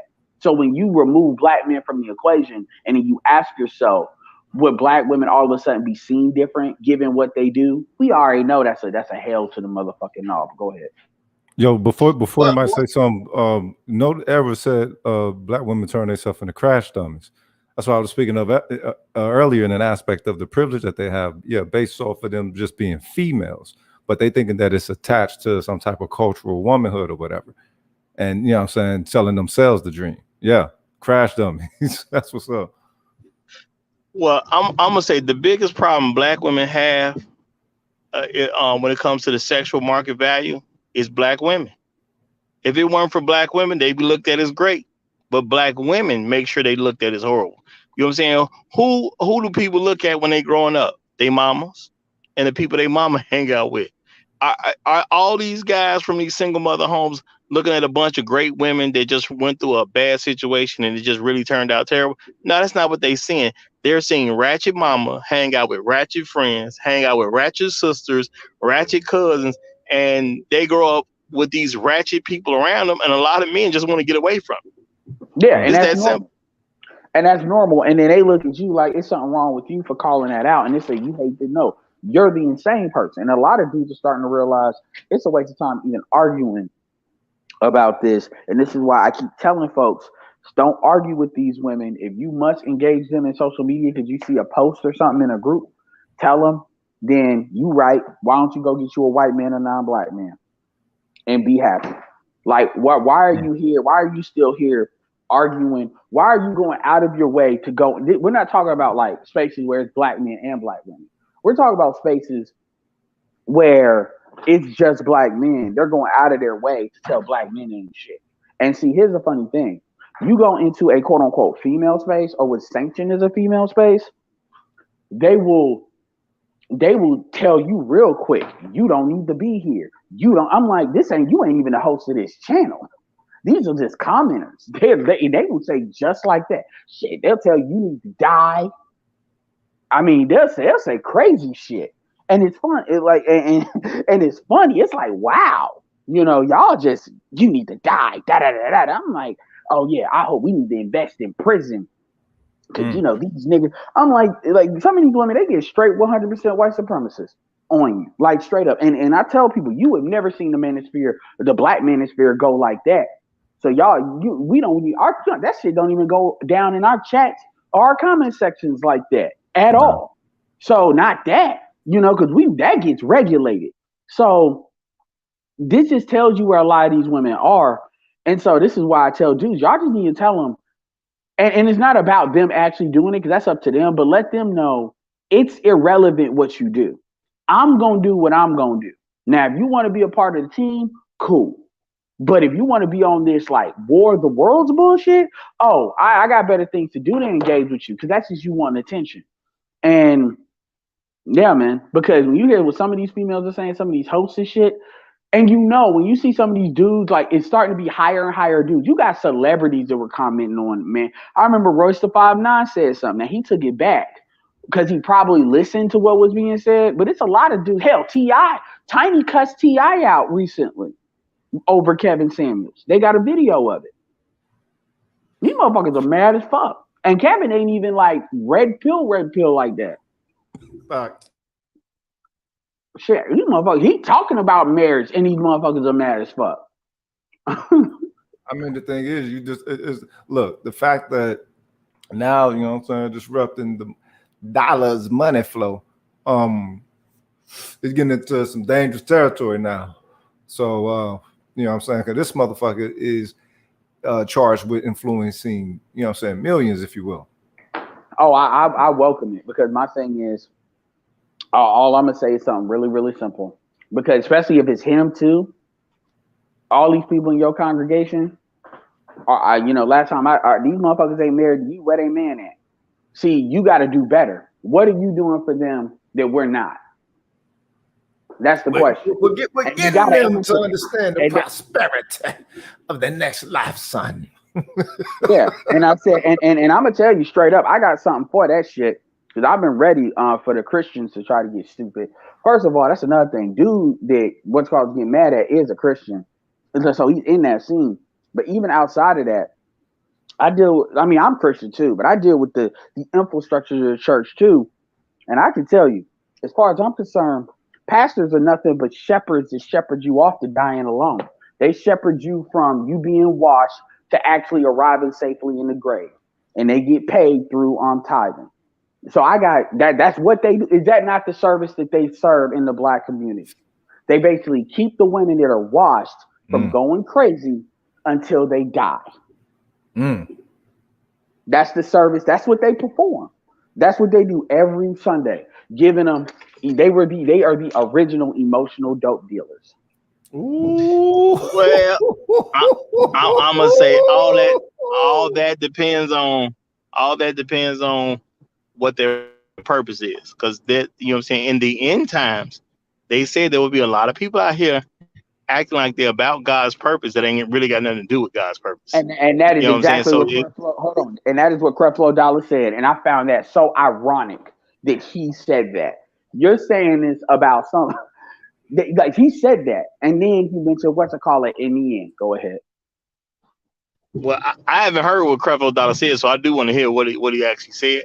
But but my thing is at the end of the day, if you actually follow that Bible, the Bible tells women they need to get with a man. Period. It's been saying that since Genesis. You know what I'm saying? The first book in the Bible. They did. If you're They home, you got with cleave to your Creflo husband. Dollar. They're all emotional and sharing with him. Now, I mean that's cool. That's cool and all, but it ain't biblical. That's all I'm saying. It ain't biblical. Who said he was? I mean, a lot of them, it's a Christian cult. It's got Christian in the storefront. It's almost like, you know, people love to talk about like network marketing and a Ponzi scheme where they want to say, oh, well, y'all act like y'all sell products to be compliant, but at the end of the day, y'all just a pyramid. Is that not what the black church is? And shout out to Kevin Crosby, because there are some great pastors out here. But we're not talking about them. We're talking about Jamal Bryant, the Eddie Long. Jamal Bryant took over for Eddie Long. You got Creflo, the nigga's name Creflo Dollar. The end. Exactly. And the fact that all he talks about is money. So I mean, yeah, because you know, KSC, he is a Christian. So they're like, well, what's the hang up? If he's operating off of the same doctrine, what's the hang up? What same doctrine? But the thing is, I mean, the word of God was even used by Satan, and that's what people don't realize. You know what I'm saying? Say he know what's in the Bible. He know the Bible better than anybody on this panel. You know what I'm saying? And he quotes scripture. So at the end of the day, my thing is you got to look at what people's purpose actually is, because there are people who know the Bible far better than me, who ain't never trying to be a part of God's kingdom. They have no interest at all, and they know way better than I do. And this is why that can become dangerous, like what Scott said before, because at the end of the day, this comes down, like David Carroll says this, he's absolutely correct. The axis of evil is the Democratic Party, the black church, and the black woman. These are the things you're going to have to deal. These are the three entities you will have to deal with if you want to have a black community. And this is why a lot of niggas are saying you're not going to have a black community, because all of them things are damn near impossible to deal with. Black men have shown a propensity. Like, I've never seen a man turn into a female as far as the brain. I'm talking about dudes that are men to men. You talk about that black church, they go from objective to subjective real fucking quick. Or they'll want to redirect and make it about the Jews and shit. You know, they'll do anything they can. Here's the thing. I'm not talking about the religion. That's not what I'm talking about.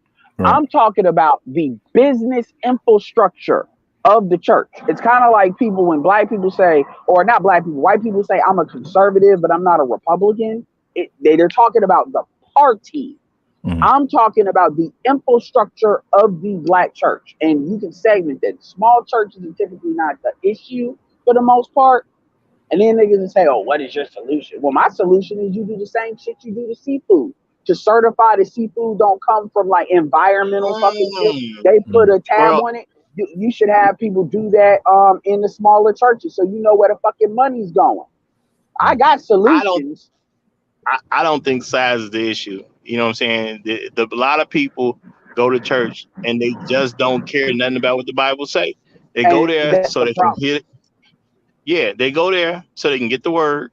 You know what I'm saying? Now, is the word the actual word? Sometimes it is, but a lot of times it's not. Because a lot of times people go to church, the guy open up the Bible, we're going to read from such and such, such and such, and they never read from it. 40, 50 minutes later into the sermon, we still ain't touched no scripture. You see what I'm saying? Yeah, go ahead.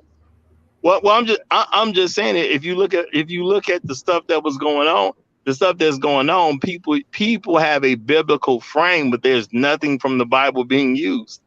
You know, that's why I say even the serpent. When the serpent went to Eve, what did he say to Eve? You know, because Eve was deceived.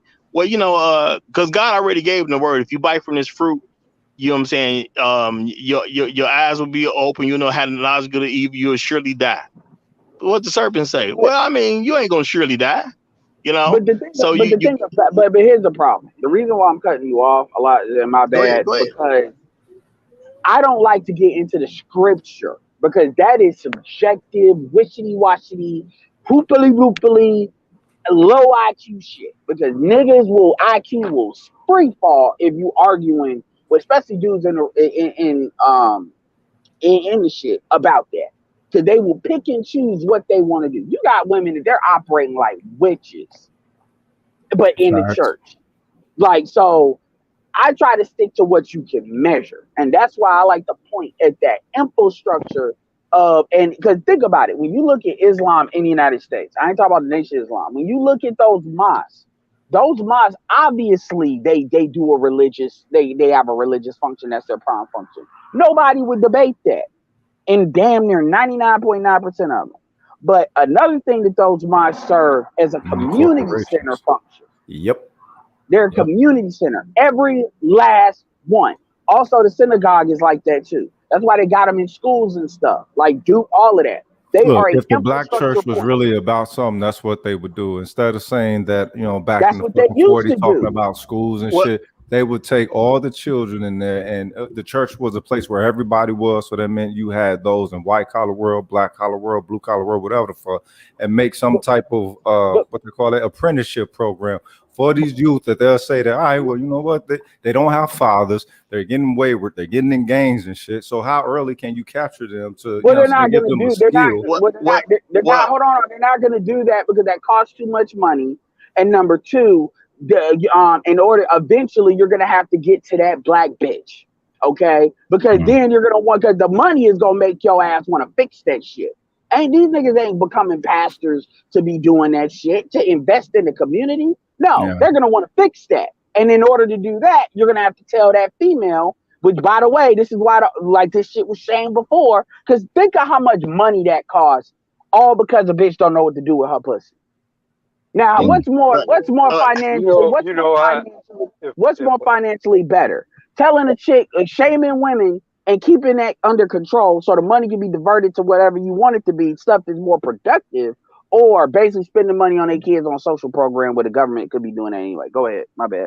Go ahead, bro. Okay, well, can I say one thing real quick before Black Rule start? Because and my whole point is, when people assign stuff to Christianity, there's even a religion right now that's assigned to Christianity that is extremely anti-Christian. You see what I'm saying? Because Christianity is supposed to be a word that means those who follow Christ. It's supposed to be built off following what Christ did. We have a Christian religion that is extremely anti-Christian, is extremely anti-Bible. You know what I'm saying? Now, I ain't gonna say, I guess I may not say what it is right now, but the whole religion, which people consider a Christian religion, is extremely anti. They do exactly what the Bible say don't do. Exactly what it say don't do. So that's what I'm saying. If they not following the Bible, they don't count no way. You know what I'm saying? You just a hustler at that point. With all due respect, first of all, thanks for having me on the panel, Kev. Pleasure. You know, I think of religion, I think of Christianity, whatever sect, or even, Islam or Judaism, etc. I just view them as I do any other institution, and that is the degree to which you can get your presumed patron to commit to the doctrine, and then can you enforce upon those patrons the criteria within that doctrine, and can you punish them? Now, obviously there needs to be a reformation of Black Christianity. The problem is there's no way that Black men can inform it in the current legal structure. I mean, to reform the Black church would require some very sort of would be some flat out what would deem to be illegal things to do. Probably much of it even unconstitutional. So, with all due respect, I am effectively atheist, and that's not so much a reference to my actual faith as much as it is the actual practical administration of church, particularly Black church in America. To me, it is dead. And it's especially so for Black men to collectively invest much in the current carcass, I dare say, of the Black American church is a gross waste of time, resources, is at least foolhardy. Facts. Actually pretty much emotionally and spiritually suicidal. Well, when I don't know when you came into the conversation because you're talking about us investing, and pretty much the conversation started when basically Creflo Dollar is alluding to Kevin Samuels and the Manosphere, Oh and yeah, he. my Oh, statement was largely in response to that very issue. oh, okay. And that is, Creflo Dollar is a living embodiment of exactly what I'm referring to. And Yeah, why and I would say I am effectively atheist because of the Creflo Dollars of the world. I cannot at all associate myself with any sort of religious practice to which this man is a presumed leader in. well, one of the things that people don't understand, that people don't ever think about, and I call it being a cultural Christian, because if I say, niggas are gonna lose their mind, but you're older than me, so you can kind of do that. But people don't understand that's a commentary on not only the people in that church, but that's a commentary on black people.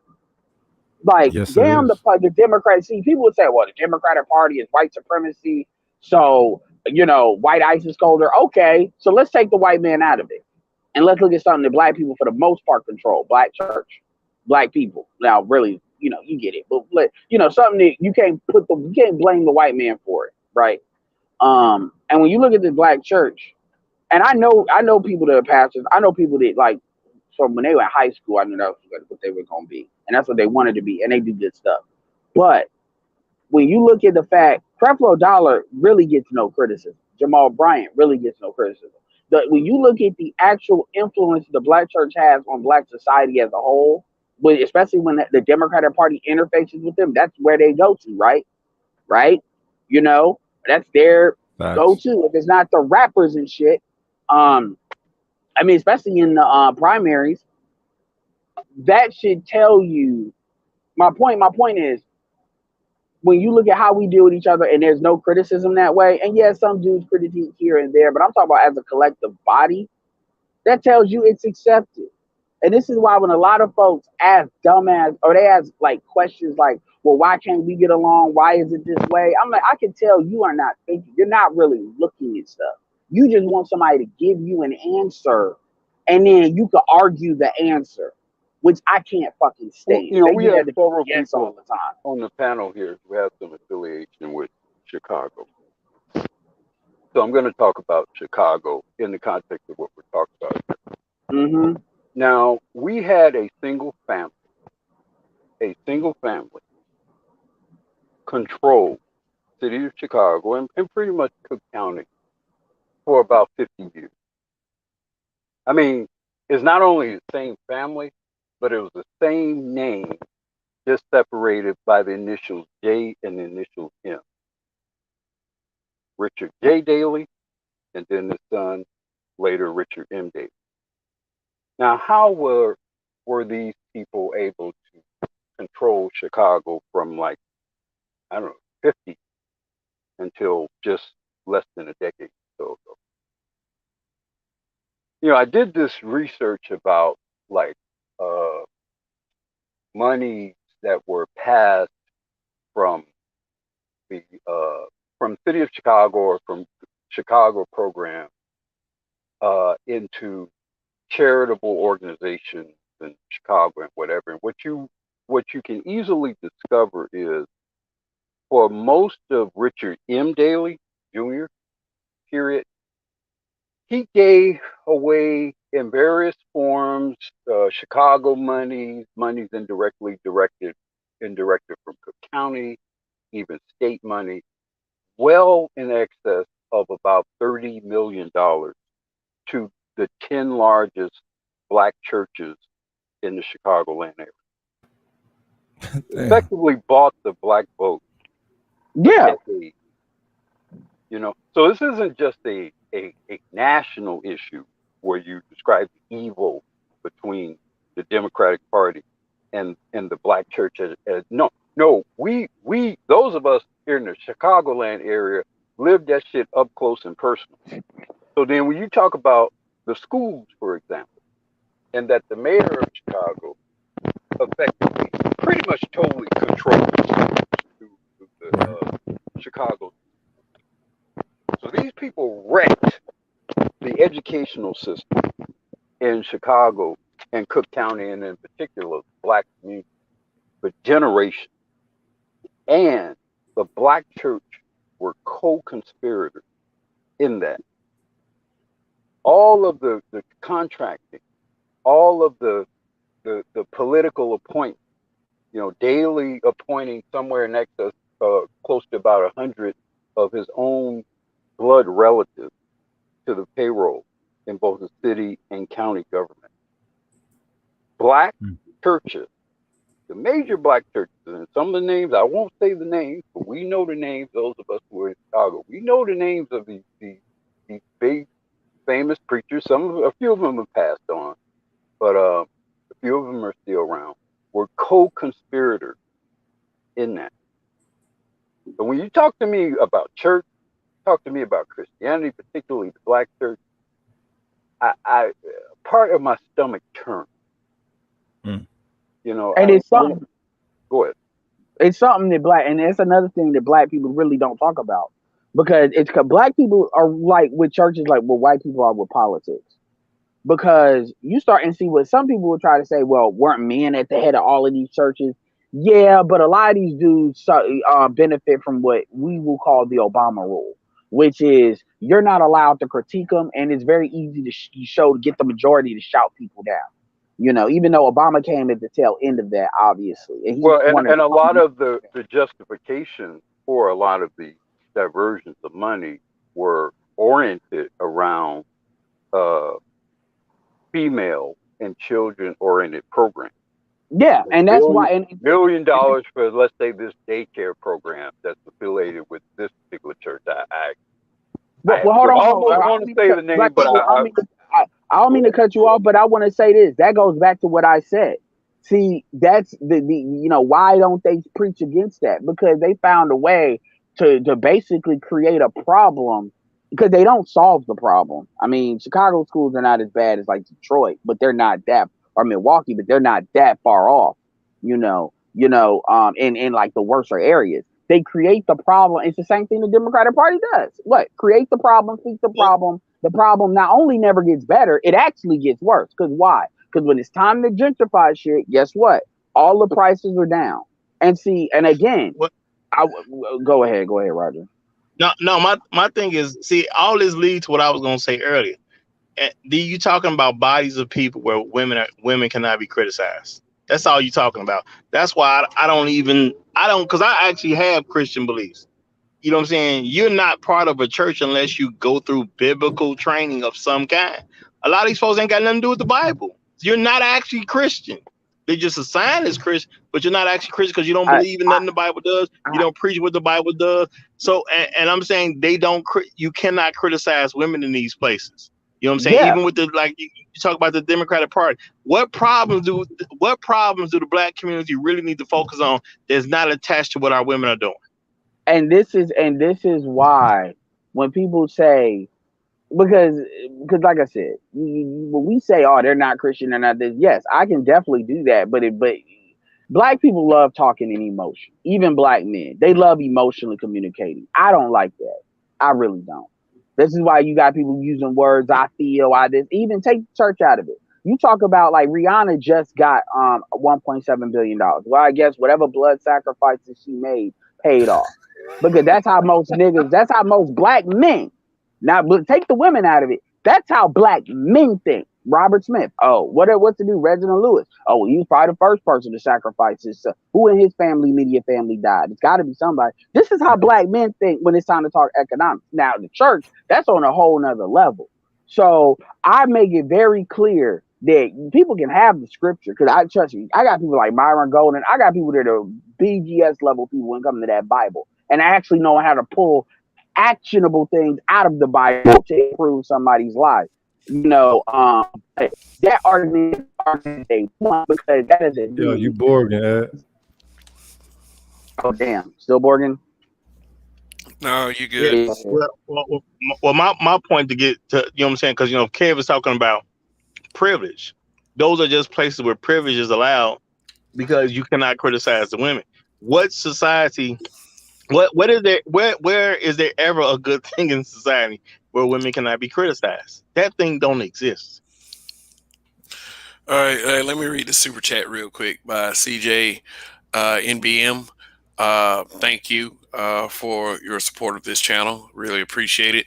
Says somebody successfully convinced black folk that liberalism and blackness are one and the same. They've also merged Christianity and liberalism. Facts. That that was my main issue with the black church, because it seemed like whatever integrity it had, it chose not to hold on to it because it's changing so much shit. And it's like of all the religions, I don't really fuck with them, but of all one, I respect Islam because it ain't really changed nothing in all the time. But the fucking Christianity is always changing everything. There's so kind of adjustments. So it's like, this shit is really Roman in essence. So what I'm saying? It seemed like that's what it's getting back to. It's really getting back to them Roman roots. Well, my thing is this. With it's just about you can't criticize women because that is the one place where gays ain't supposed to be involved heavily. You know what I'm saying? Now people can say anything. Well, and my thing is you gotta let gays be gays, let them live they life. But when it comes to the church, being gay is the one thing that's separated and called an abomination. Why? Because you can't make a baby. God is about life. And they will, you know what I'm saying? You'll be gay and be running stuff in the church. Now, what type of church do you have? No, I'm being for real because that's what I'm saying. You cannot. But see, when women protect these people from criticism. You can't say nothing to them, or the women gonna protect them. How you gonna be gay and leading the choir? I'm not saying a gay person can't come to church. Because as far as the scripture is concerned, a gay person should go to church. They should see why that's wrong. Start practicing something different. You know what I'm saying? Rebuke those type of spirits. Most black people engage this as Christians. Christians, you said it. Christians ain't the same thing as a Christ follower, because the Christ follower is rooted in the discipline of the teacher, which would make them having to be disciples as opposed to just mere fucking worshipers. But niggas is in this shit. What does, to be specific, what does Christ say about gay? I don't know. I'm not familiar. It's something that is not supposed to be practiced and is separated as an abomination. Not just because sin is sin, period. No matter what you do. If you steal a piece of candy, you might as well have stolen $1 million. You know what I'm saying? Because sin is sin. But it was the one thing that was separated as an abomination because it goes against life itself. Because if two gay people, but is that covered specifically in the New Testament or the Old Testament? Because my understanding is that kind of issue is covered more in the Old Testament. It's covered. Go ahead, my bad. I want to point out, and I've said this over and over. But you notice it's almost impossible for black people to have this conversation and not actually talk about the infrastructure of the church. It's all, and that's why that's never talked about. It's always what's in the Bible. To be honest with you, they're not following what's in the Bible. So it's irrelevant, even talking about it. And that's why black people love doing that, because they know that it doesn't mean anything. And when I say it doesn't mean anything, what I mean is it's kind of like us saying, like in network marketing, what they say is when people are arguing about two network marketing companies, they have a joke saying, my scientists will beat up your scientists as far as whatever pills and shit they're selling. That shit don't mean shit. But that's what people will literally have arguments about that. Like, it's like, my scientists are from the deep jungles of Brazil and they have created this. It's like, are you serious? This is what people do with Christianity. And so we get into what's in it. That don't matter. Because they're not following that. You can't look anywhere in the black community and really look to see that that's what the fuck they follow. So, I mean, shit, even the rise of the LGBT shit in the black community, the heterosexual stuff. So what's the point even debating that? Because that's not really the problem. The problem is the infrastructure issue. And the thing that I wanted to speak to, what CJ said, was he said that people have been convinced. Black people have not been convinced of shit. Because if you believe that, then you fundamentally believe black people got low IQs. Black people are actively doing this. It's like saying, well, women are convinced to sexually be as aggressive as they are. No, they're not. They're making an active decision. They want to talk about that. Convinced shit is a way of taking accountability away from what they do. Same thing. Black people weren't convinced to support the Democratic Party. They're just going on autopilot. And as an adult, there is a certain responsibility you have to have critical thinking. And black people love pawning that shit off on I was manipulated, I was convinced. No, in order to manipulate something, you got to be willing to buy into it in the first place. Facts. And For the that's a magic to choice. happen. Just like PJ Washington or PJ Tucker, for example. He said that Brittany Renner manipulated him. No. The chick wrote a book about her sexual event, her pussy adventures. You don't get more, don't have nothing needing that. Chose to do it anyway. And you know people probably told him she was a thought, and you probably know that he said fuck her. Just like a lot As of best these I can tell, Edward, over the years, black people vote for the Democratic Party for two reasons. Two main reasons: because of the benefits that black women accrue from the Democratic Party, and because of this incessant fear of being called Negro by a Republican. That's true, but most dudes don't even think about it that way. If you ask most men why do they vote Democrat, they probably won't even get into that because they don't think. You have to really dive deep into it because all they know, they're just doing. There is no argument at all for a black man to exclusively support most Democratic platforms. And I'll say most only because, I mean, you could have some variation at some local level or county level, maybe even some state level. But by and large, Especially in the city, Democratic platform is going to be quite misandry. they lock your black ass up anyway. Well, all I was saying, because Edward, I think we more in agreement. The only thing I was saying about the church is the church ain't even a church no more. It's just a body of people who protects women. Well, that's what I was saying. That's what I'm saying. What people refer to as the church ain't the church. It's just a group of people who are protecting women from any type of criticism and things like that. That don't even count as church. You know what I'm saying? Now you better off saying it's a social club. So my thing is, I'm trying to just call it what it is. You got folks scamming folks. And that's all it comes down to at the end of the day. Because if you ain't, you can't have a church, an effective church system in a gynecologist. I mean, when you look at all major religions, they're all headed by men. They're all enabled and supported, and their infrastructure. I mean, yeah, you have females participating and providing major functions within. But where does the money come from? You don't have Islam without men being in control. But the money comes from men in the black community, in the church. That you just said it with the government funds. So is that not the same thing as like how the gynocracy is funded in general? It's the same. I mean, I'm just saying, Yep. if you're talking about as an independent entity, if you were going to argue that the quote black church is an independent entity, I would say that does not and cannot exist because you do not have any sort of patriarchal structure amongst black people. No, and the men being at the head, and see, this is the funny thing about it. You know, I keep saying the church, the black church, and the black church has always been an example of matriarchy, but it's like more closer to a hybrid of matriarchy and gynocracy. Because women will try to say, if they want to be smart, oh, well, if men are at the top, so what does that say? Well, if you notice, just like how men were mayors and the shit is fucked up, women are mayors, shit is still fucked up. That doesn't matter. That's a figurehead position. But in the church, it's a little bit different. The man is there because the man gives women what I call plausible possibility. It gives them the illusion that, oh, well, this is normal because it's both sides doing it.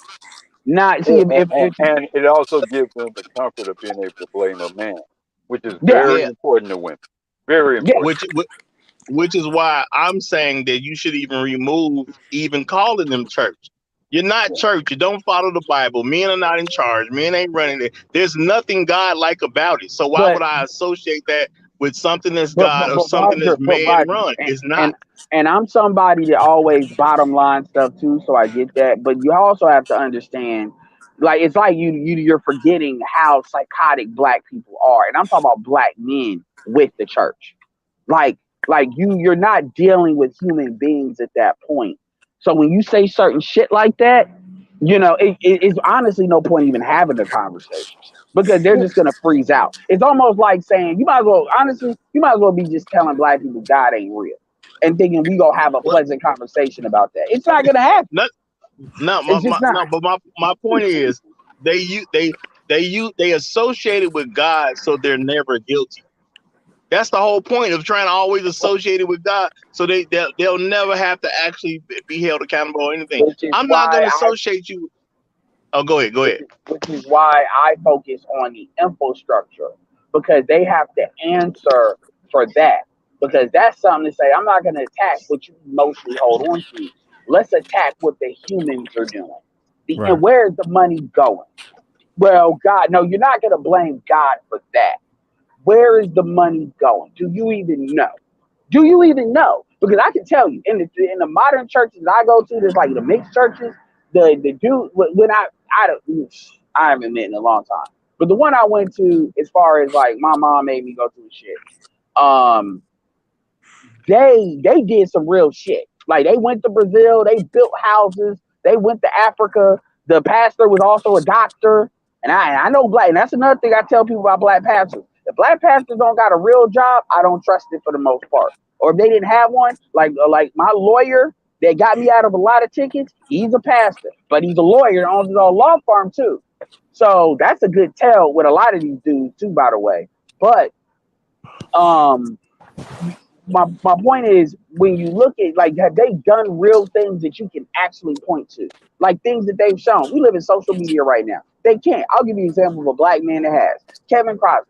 Kevin Crosby used his church to buy Simmons College, a failed historically black university, lost its certification. He literally not only used the money of the church, he used the human capital of the church in order to get the school going again until it can fund itself. And the school got its certification. It's a beacon of how black schools should be ran, and the church owns it. That's an example of what I would be looking for leadership to do.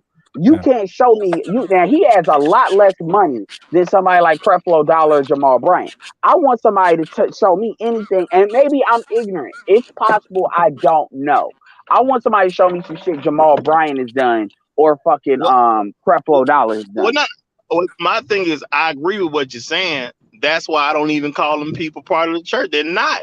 There's people who are just using God to gain worldly stuff. And what I'm saying is, them having the ability to be associated with God gets them off the hook because they're not pressed on anything that they're doing.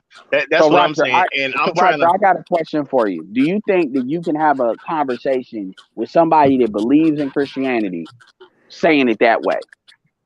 Yeah, I do. I believe you can because you know what? When I've talked to people, I used to talk to Sub-Zero all the time, and he's a sensible guy.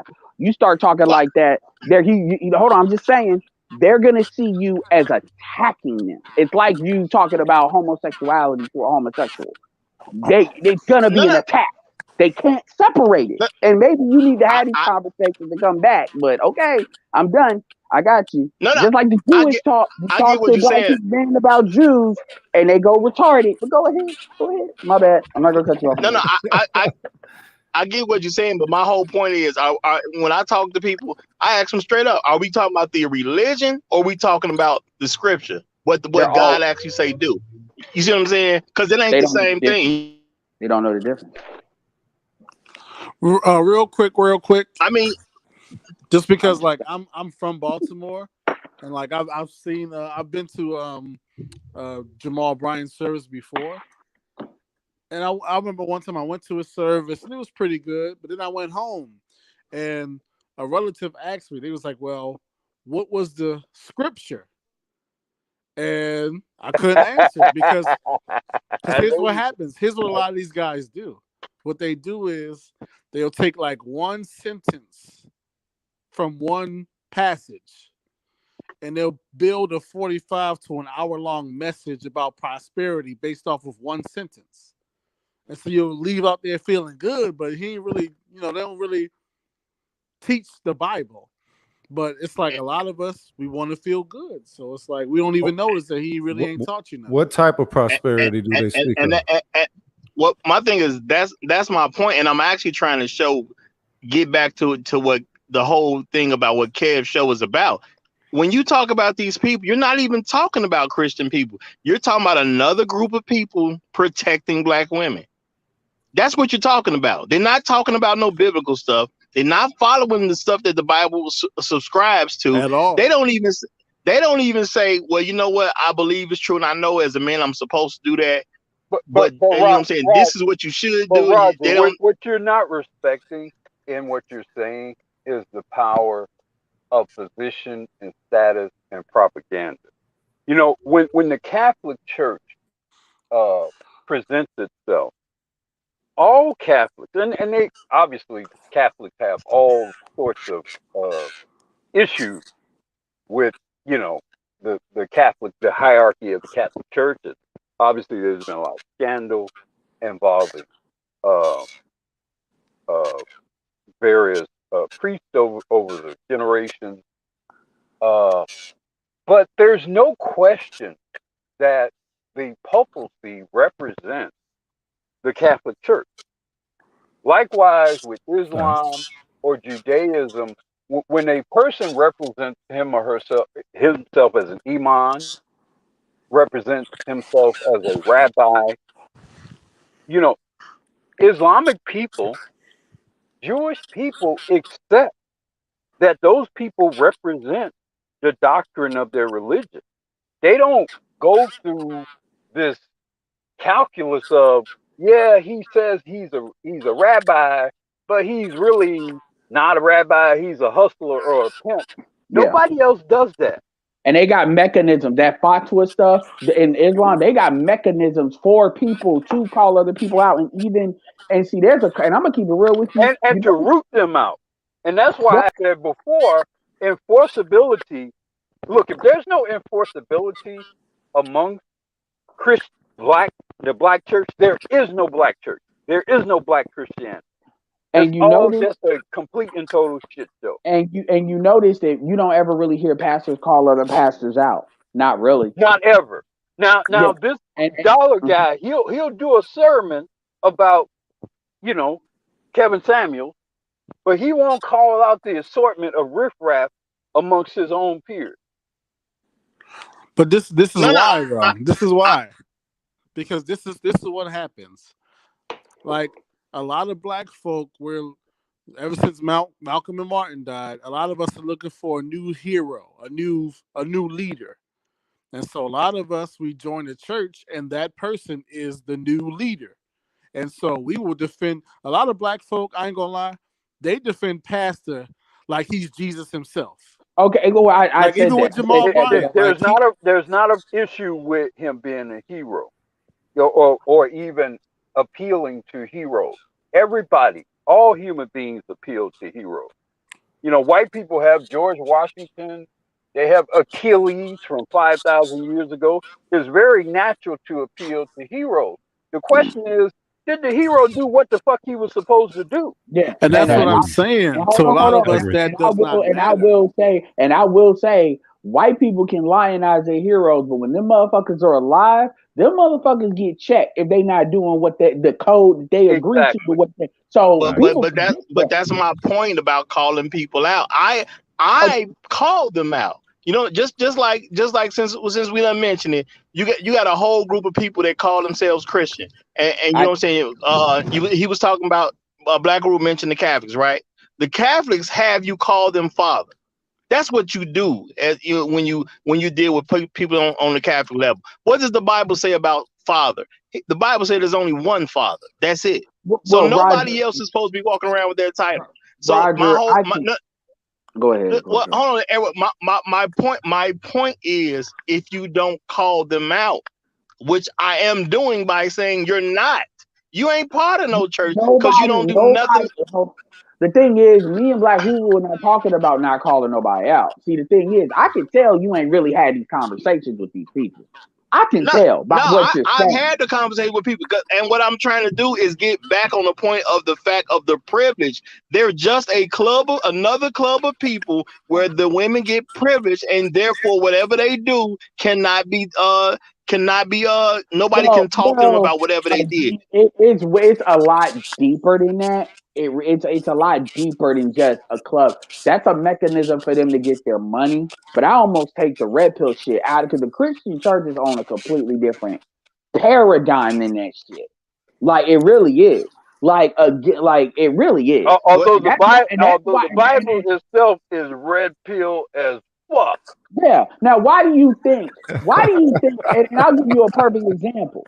Why do you think black men just left the church? Why do you think see everything else black men went along with for the most part, as far as different generations. The schools being effeminized, a lot of that they didn't push that. But the church, they just skedaddled out of that. Have you ever asked yourself why black men just left the church in big numbers? I know why they left. Because bullshit the entire time, and motherfuckers been wanting to leave. It's not just the bullshit. Number one, it's not just the bullshit. It was an entertainment program for hoes. That's why I left. Yeah, the whole thing is men were going there, looking at what's going on, and getting lied to every week, and they wasn't gonna keep doing it. Oh, that's what stupid niggas do. Dumb, smart people ain't gonna go to the same place and get lied to week after week after week and act like they not being lied to. Yeah, and my thing, like I said, all I'm saying is this is not a situation where you just say, oh, well, it's not the church, blah, blah, blah, because that's not going to change shit. There's no point even saying if that, hold on, I'm just saying, because all those people going to do, and they're going to say you a hair, because do you really think you're going to change people by saying that? Edward, my main point is to relate that to Kev's subject about the privilege. The issue is the privilege. It's just another place where you can't call the women out. Why you think gays is in there doing so much stuff? Because the women protect them. Now people can say a whole lot of stuff about church, but that's the one thing that was separated as an abomination. And one thing no, I understand that. And so I just want to add in here, going back to the privilege, and then going back to CJM talking about like the whys. The why is irrelevant. It really is. Black people love to live in why people do stuff. The why is irrelevant. The question is, do they have agency over what they're doing, and are they making an active decision to do it? And the answer is yes. It's not. But see, that's what I'm saying. Hold on. Like, no. Well, you don't know because let me tell you why. Well, hold on. You don't know. But we got somebody 60-something years old. Me and what's called from Chicago, and Baltimore is a city kind of infrastructure like Chicago to a certain extent. We know. Just because you don't know, just because you don't know the world is round don't mean it ain't. You know what I'm saying? And I'm not trying to say that you don't think that. What I'm saying is you have black folks, because think of it, you came in here saying that you went to Jamal Bryant shit and said you thought the service was good. Don't think I can hear that. So the thing is, it's almost like, what are you listening to? And that's the problem. It's not just the people that are just completely washed. You have this like layer, kind of like Saturn's rings of like black folks where they like in and out, in and out, in and out. And I'm gonna keep it real with you. When I say that black people need to separate, you're gonna have a lot of black people that they just refuse to let go. They just can't, because it's somebody that they won't be able to let go of. Let me explain to this brother what his experience was in that church. Oh no, I can tell you what it was. Because you're saying you don't. So let me be very clear here, CJ. What is it that you're saying you don't know? I want to be clear because I don't want to misinterpret what you're saying. No, what I'm saying is, I honestly believe that people a lot of times we feel like people know exactly what they're doing. But what I'm saying is a lot of black folk, they don't think critically. So a lot of them have really just, somebody came along. Do you believe, so hold on, so let me ask you. When has that been a Christian trait? Hold on. Do you believe they have low IQs? Is that what you're saying?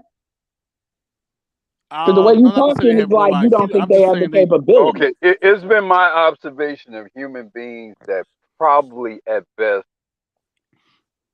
5 to 10% of all human beings think critically, black, white, or otherwise. Most folks do what the fuck they're told to do, regardless of whether it makes sense or not, by and large. So I don't want to hear this shit about black people don't think critically. You think, look, I've been around white people. I've been in white church. Them motherfuckers ain't thinking critically either. They ain't reading the Bible. They ain't reading the Bible. You think Catholics read the Bible? I'm not saying that's not what I'm. Hold on. That's not what I'm saying, Black Guru. But if you bring a whole bunch of black people and they No, all white church, I'm not disagreeing with you, Ed. I'm just saying I want to make the point. Don't think that black people are alone amongst all human beings who don't think critically. but you know, you're right. The difference is there is a percentage or a faction of people who do think critically, that think it's important that things be ran a certain way. And if they're not run a certain way, there's going to be some consequences and repercussions. And the difference between black people and really all other people is you don't have that small faction of people that can punish motherfuckers for not doing what the hell they're supposed to be doing. Say what you want. Now I hear what you're saying, but even with the white people that don't think critically in the all white church, you bring some black people in there, you'll be interested how they're wear. See, that's because they agree to the code. The code may be bullshit. I've been in clapping church. They get them that little cookie or that little grape juice or whatever. They drink that shit, and it's supposedly the carcass of Jesus or some bullshit like that. And they've done what they're supposed to do. What I'm talking I'm just saying, I don't have a whole lot of regard. Now, the Islamic people, they appear to have a very sort of structured and detailed way in which they live their life, the way they pray, the way they conduct themselves, even the way they cleanse themselves and whatever. So I can give some kind of credence. But a lot of what they do makes sense, not just from a religious standpoint, but even from a holistic human standpoint. Even the covering of women because of men or whatever, that makes sense to me. But nobody was saying that black people do this and white people don't. But black people ain't got a code. Well, no, somebody said that black people don't think critically, and the point most human beings do not. What he meant was black Christian. What he meant was black. Most people don't read the Bible. Most Black Guru, you're completely missing what he was trying to do, though. Like you took it to that, and the thing is. What my point is that motherfuckers always try to come up with reasons why black people choose to do shit. And we got to stop doing that's some privileged shit in and of itself.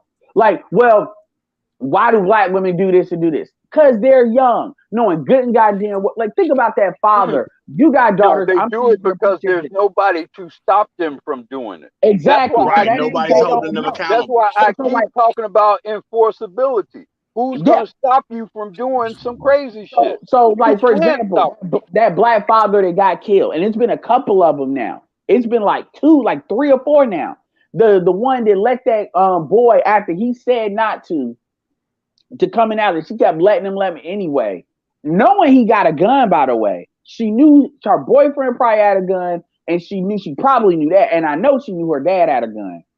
And it never included. Well, it's because she didn't know. We gotta stop saying that because that's you are absolving people of shit when you do that. Because I'm not somebody that says they don't. That's the truth, but y'all taking that out of context of CJ. CJ was speaking of context of the church. And do you mean to tell me y'all meet many critical thinking black Christians? Really, even if you are yourselves, do you meet a lot of critical thinking black Christians? Why are you expecting the masses? Why are you expecting the masses of black people to think critically when nobody thinks critically? There are a very small fraction of people who can effectively think critically. Well, Black Guru, you make a good point, but see that's my whole point about the accountability thing. Now I'm saying it from an accountability standpoint. If you're part of the church, you're part of the church. But if you're part of a group that does not follow the Bible, who does not follow the example of Christ, you're not Christian. You can call yourself whatever you want. I know what a Christian's supposed to be. Those who follow Christ. If you ain't doing it, you ain't Christian. Okay. So like even I'm saying even myself, you know what I'm saying? Like when it comes to the Catholic people. Let me ask you this question. All right.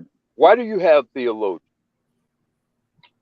You have a lot of people because they want to be in charge of what you believe. That's why a lot of people doing this stuff. The primary purpose of a theologian is to actually study, study the scripture, interpret the scripture, understand the scripture. The True. very existence of a theologian means that the majority of people of patronage of any church is not going to have a critical, a thorough, effective understanding of Scripture. That's why you have a theologian. That's why you have a preacher. I get what you're saying. Oh my God, yo. I get what you're saying, but I don't want to hear that a motherfucker that's throwing that pussy around or nutting in bitches on Saturday and they go to church on Sunday ain't thinking critically. We're not talking about, there's a difference between thinking critically and motherfuckers having low IQ. There's a difference between choice I and never capacity. said anybody had low IQ. Okay, so I was CJ, going to, and then you spun it. CJ, So that's why I want to ask CJ. Yeah, are you saying these motherfuckers have low IQs? I was talking in reference to like voting Democrat and stuff like that. I'm saying a lot of people, you were told that hey, if you're black, you're supposed to do this, and people just follow it. They don't even think about it.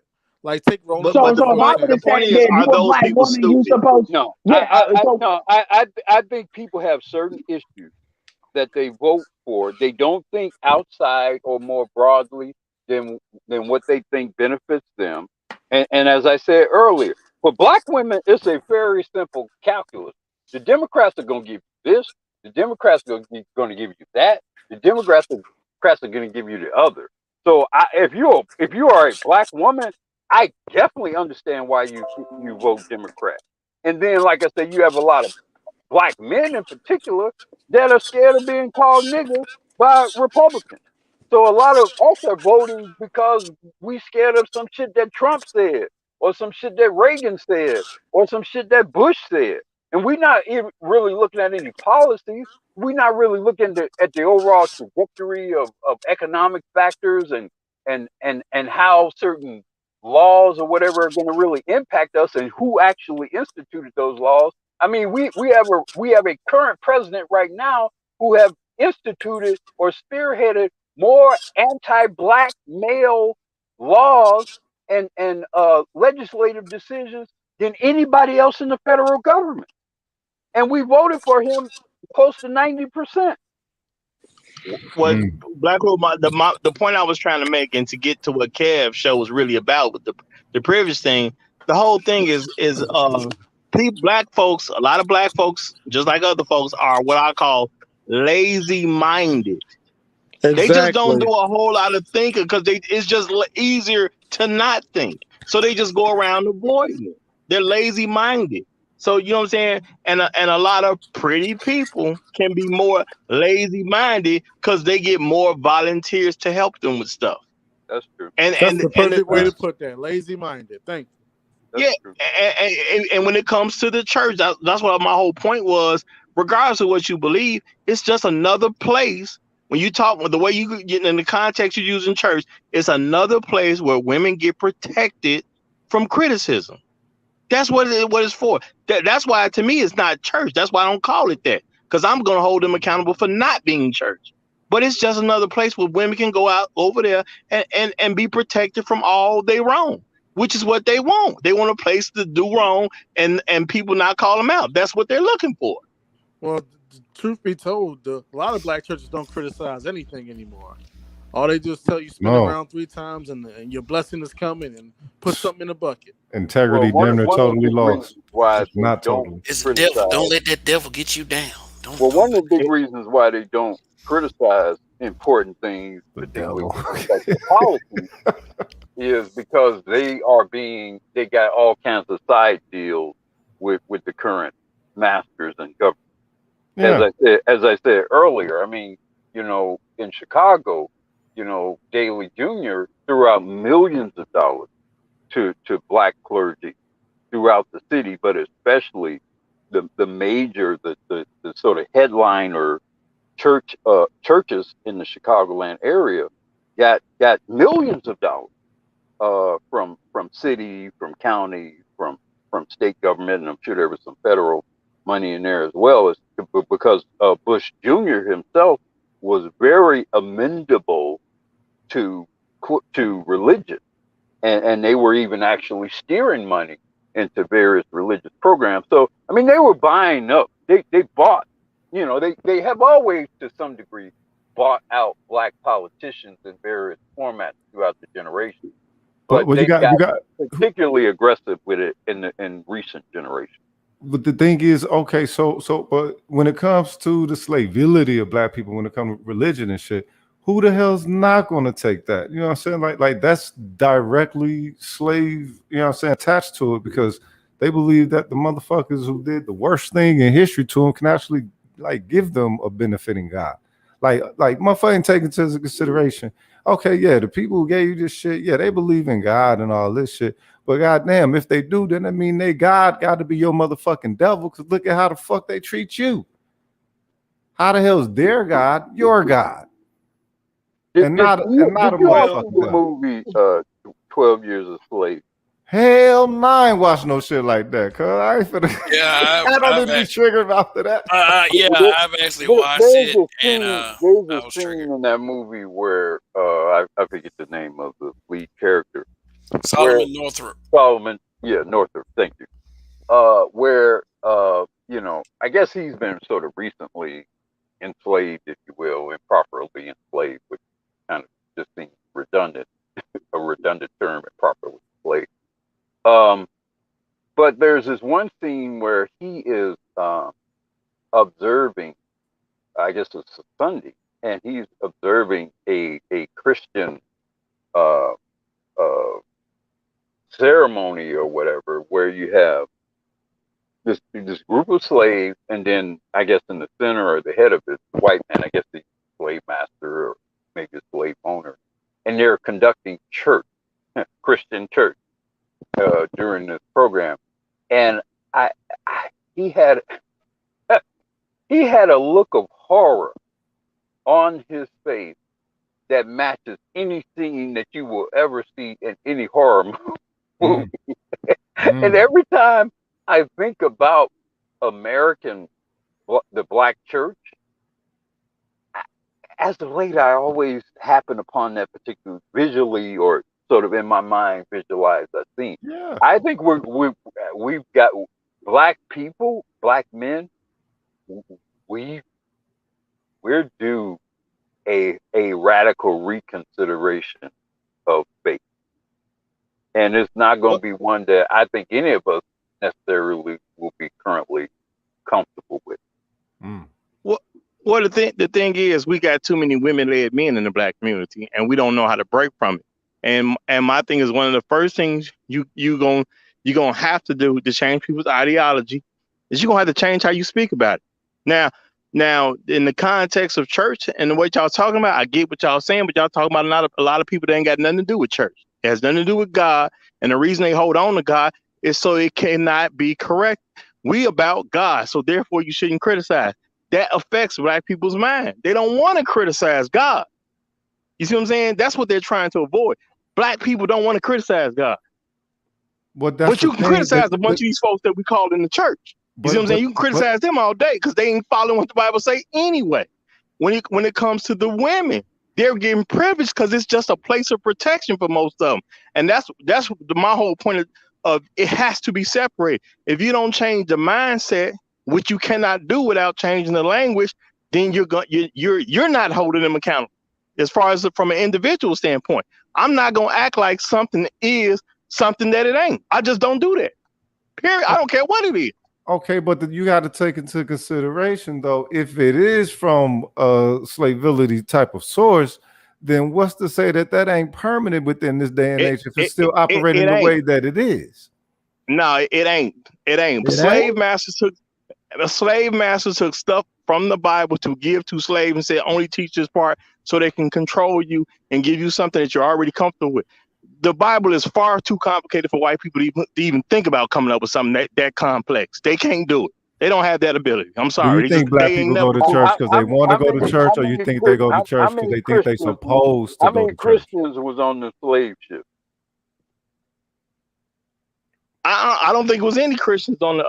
Right. I mean, in the context that we're saying Christians, I don't think it was any. There were black people who followed the Bible. They were captured. Had read a Bible, or you know, Roger. I'm gonna say this, man. You know, and like Angry Man himself said a little while back, and I think it's an important. Look, I'm in this weird kind of place religiously because I'm this old guy who has suddenly come to the point in which I think it's just all a fucking mirage. Right. You know, Right. you And that's know, what most of it is. where it's like, you know, all this imagery and what's the church and what's faith and what's religion, it's just all strange stuff. And the weird part is, like, even my own wife, my wife grew up in a Pentecostal church, and her mother before her and her mother before her, and even she is like, what did all this really mean? Well, most of it is a bunch of BS. She wore the ankle length skirt, right, and the sleeves down to the wrist, Mm-hmm. you know, Stud earrings. and was in church 5 days a week, Roger. Backaroo, I And get it. and even now my wife can quote any scripture. But I don't know, for black people and especially for black men, I think we definitely have to open up the books on everything with respect to faith.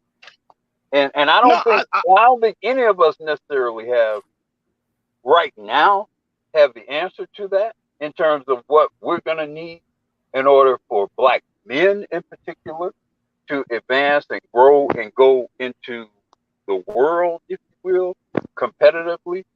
I don't. What it take is niggas dropping all that shit and having faith and believing that it'll happen again. So let's say that motherfucker throw all that shit in the trash, start over from the motherfucking dirt. You know what I'm saying? Live how you need to live in order to survive, and let's wait for the miracles to start happening again. Let's see the earth crack. Let's see the Red Sea. Let's see all that shit happen one more again as we start doing this shit our motherfucking self, and wait for, you know what I'm saying, whatever seemingly non-existent deity or non-evolved deity to, you know, come back in our sector and, you know what I'm saying, wave some healing hands on our shit. You know what I'm saying? That shit was always fucking crazy that the motherfuckers who put you in hell can say that, all right, we one that y'all share a God, and it's like, all right, well, how is God not listen? I mean, as a kid, you tell yourself, okay, well, if there's, you know, one God and God love everybody and all this shit, they gotta love these pilgrims a little bit more than us, then, because shit, look, how the fuck are we known as the have-nots? You know what I'm saying? The Bible does actually address a lot of that stuff, and without trying to make this the religious crack in the program. 80s, dog. When crack, you remember Black Neighborhood before crack, and then crack came through. Nigga, that was a fucking evil plague to, you know what I'm saying, righteous black people. Bro, I get what you're saying, but the one of the main things about the Bible is do something for yourself, then gotta help. And that's not what they teach. Everybody waiting on God, and God been told you to get up and do something yourself. Even the story about the man with the withered hand, he still had to reach his withered hand out. Without the faith of reaching out your hand that you know good and well don't work, you don't get the miracle. Everything is you do something first, then gotta help you. Right, you but the algorithm, if you will, has already been set for that which was, you know what I'm saying, already established. I've seen a whole lot of black people, a whole lot of black men trying to do for themselves and for a whole lot of other people, and over time, almost all of it was proven to be for naught. What a lot of black men we do for other people besides ourselves. That's how black men are trained in the community. We do it for ourselves, but we're not immortal. And what eventually happens is we die, right? And we leave whatever we've done or whatever we created, and our family and very often our women, you know, we leave daughters or wives or whatever kind of just shit all over, whatever sort of legacy we left. Yeah, we give our stuff to people that don't care about our stuff, and usually that comes in a woman. Well, but we're not allowed to. Who are we gonna give it to? Because once you would have to start take it with you. and that's why I did a show about this one time. You gonna have to give it to your sons and your nephews. You're gonna have to give it to some man somewhere. And you're assuming they're gonna do right by it. I mean, I understand that, but at the end of the day, with what's happening already don't work. So I'm not interested in something that don't work. I'm interested in something that might work over something that don't work. Giving it to them don't work. You know, if the argument is give it to the men over the women, I'm good with that. I just know enough about things to know that, you know, that is at best speculative, given how feminized the vast majority of them are. That same nephew or cousin end up splurging the shit all on the nearest female. And I understand that, and that's the chance we take. But I'd rather take that chance than give it to them. Yeah. No, I said, I mean, if the plan is to give it to the guys over the gals, I can't really dispute that in most cases. I agree. And my thing is that would be more biblical anyway, because God wanted the men to be in charge. He picked us for a reason. We supposed to be in charge. The best way to get people in charge in a capitalistic society is give them the money. So it all makes sense to me. You know what I'm saying? But we don't deal with this stuff that way. And like I say, when it come down to it, you know, you're really talking about social clubs that are protecting women. You see what I'm saying? I'm only really trying to talk about this in the context of the privilege thing, because in those places you have women that are protected from criticism. You used to be ashamed to walk into church and be pregnant and not married. There was a shame that went there. How you think they got rid of the shame? But you know what I'm saying? The women was like people who actually executed the shame. I mean, I get it was women involved too, but it was everybody. You used to put those people at the back of the church and everything. Women especially executed the shame. Men did not. Men provided the overall environment, but the actual day-to-day enforcement, girl, go change them clothes. Don't be stepping in this church looking like a hoe. All of that came from women. All of that came from women. And when it goes to the pretty privilege, once you start having pretty women pregnant in church, start saying that we shouldn't be so judgmental, and niggas start listening because they goofballs. Yeah, but women allowed that, and then as more and more the men were less even in the home to begin with, a lot of those decisions were being made by these manless women. And the church is mostly a manless, the black church is mostly a manless institution, minus, of course, some well-placed deacons maybe, and of course the pastor. But it's very much a kind of a hen house kind of situation. You got a couple of roosters in there, but generally it's all hen and baby chick. And that's true, and that's what I'm saying. One of the problems with the church is you have a lot of men who give out pretty privilege, because when the pretty women want something, they want stuff to change. And what do women say more than anything nowadays? Don't judge me. Don't be so judgmental. Do not use the senses God gave you himself to make decisions. Don't use any of those things on me or in regards to what I did. And niggas be goofballs and go along with it because they pretty. If people weren't doing that, the church wouldn't be the way it is right now. So you think the church is the way it is now because of men? The church is a manifestation of too much pretty privilege. Any place where black women are not held accountable, basically it goes to crap. And the church is just another expression of that. You see what I'm saying? I don't see a whole lot of pretty women in church. No. I'm not saying you're gonna see a whole bunch of pretty women.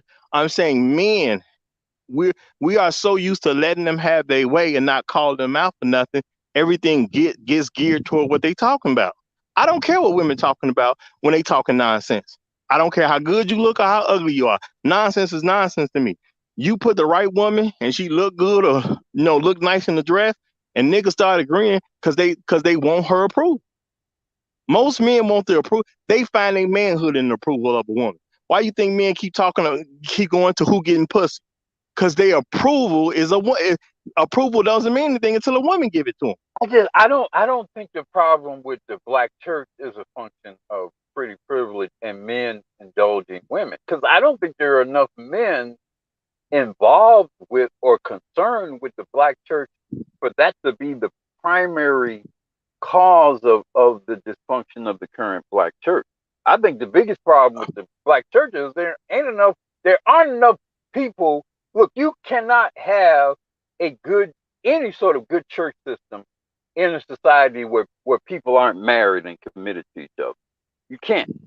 So I think the problem is the issue is we're not married, we're not committed to each other, and we're not going to have any sort of real consistent practice of faith as a consequence of we're not even committed to the folks that are here on earth with us right now.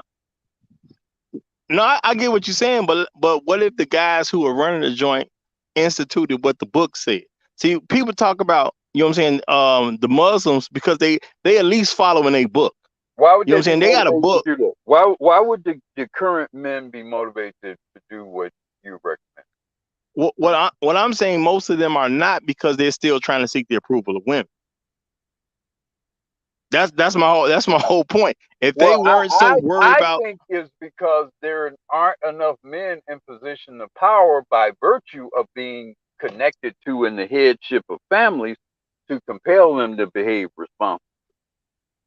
I mean that's part of it. I'm not gonna take that part away, but you know what I'm saying, even when you talk about being the headship, a lot of men who become the headship, they do it based on what a woman tells them it's supposed to be. How many black men go against what their wife say on a regular basis? You see what I'm saying? What's your guesstimation? I mean, it's so few, but it's so few of us that even married to begin with. It's hard for me to look at that as the primary issue when fewer than 30% of us are married, and fewer than 25% of black women are married. So I don't even how much of a function of things is a product. I would say the issue is more a function of us just not being married and committed to each other, because that represents like 70 to 75%. No. I mean, I get that too, but even when it comes to with men and women that ain't married, the end of the day, a lot of guys won't stand up to women. You see what I'm saying? Then don't get me wrong. I'm glad that you have the marriage rates dropping if the women ain't gonna cooperate. But just because men are staying away from women who will not cooperate does not mean that they require a woman to cooperate when they get around. You see what I'm saying? There's some guys who just they ain't involved, they're not touching it or whatever the case is. They think it's too many problems. But when you actually do come into contact with these women, are you gonna stand on what you talk about? And a lot of guys ain't gonna do that. They start making concessions based on what women want. You know what I'm saying? Men will borrow money based on what some woman wants. Well, I need this right now. Well, I ain't got it right now, so I go borrow it.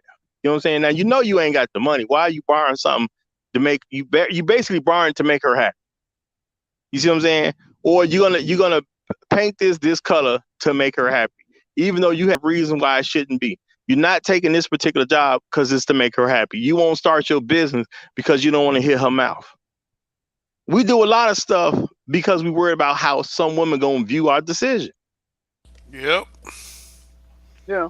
Well, I mean, I don't know. I'm more empathetic to men, maybe than you are, only because I've seen all of the programming over the decades and the generations that have sent men out to such a degree that it's a real effort to be a man, particularly with a wife, particularly with children, because that you're a police call away, or social service call away, or some teacher or some doctor saw some sort of scrape on your daughter's knee or some bullshit.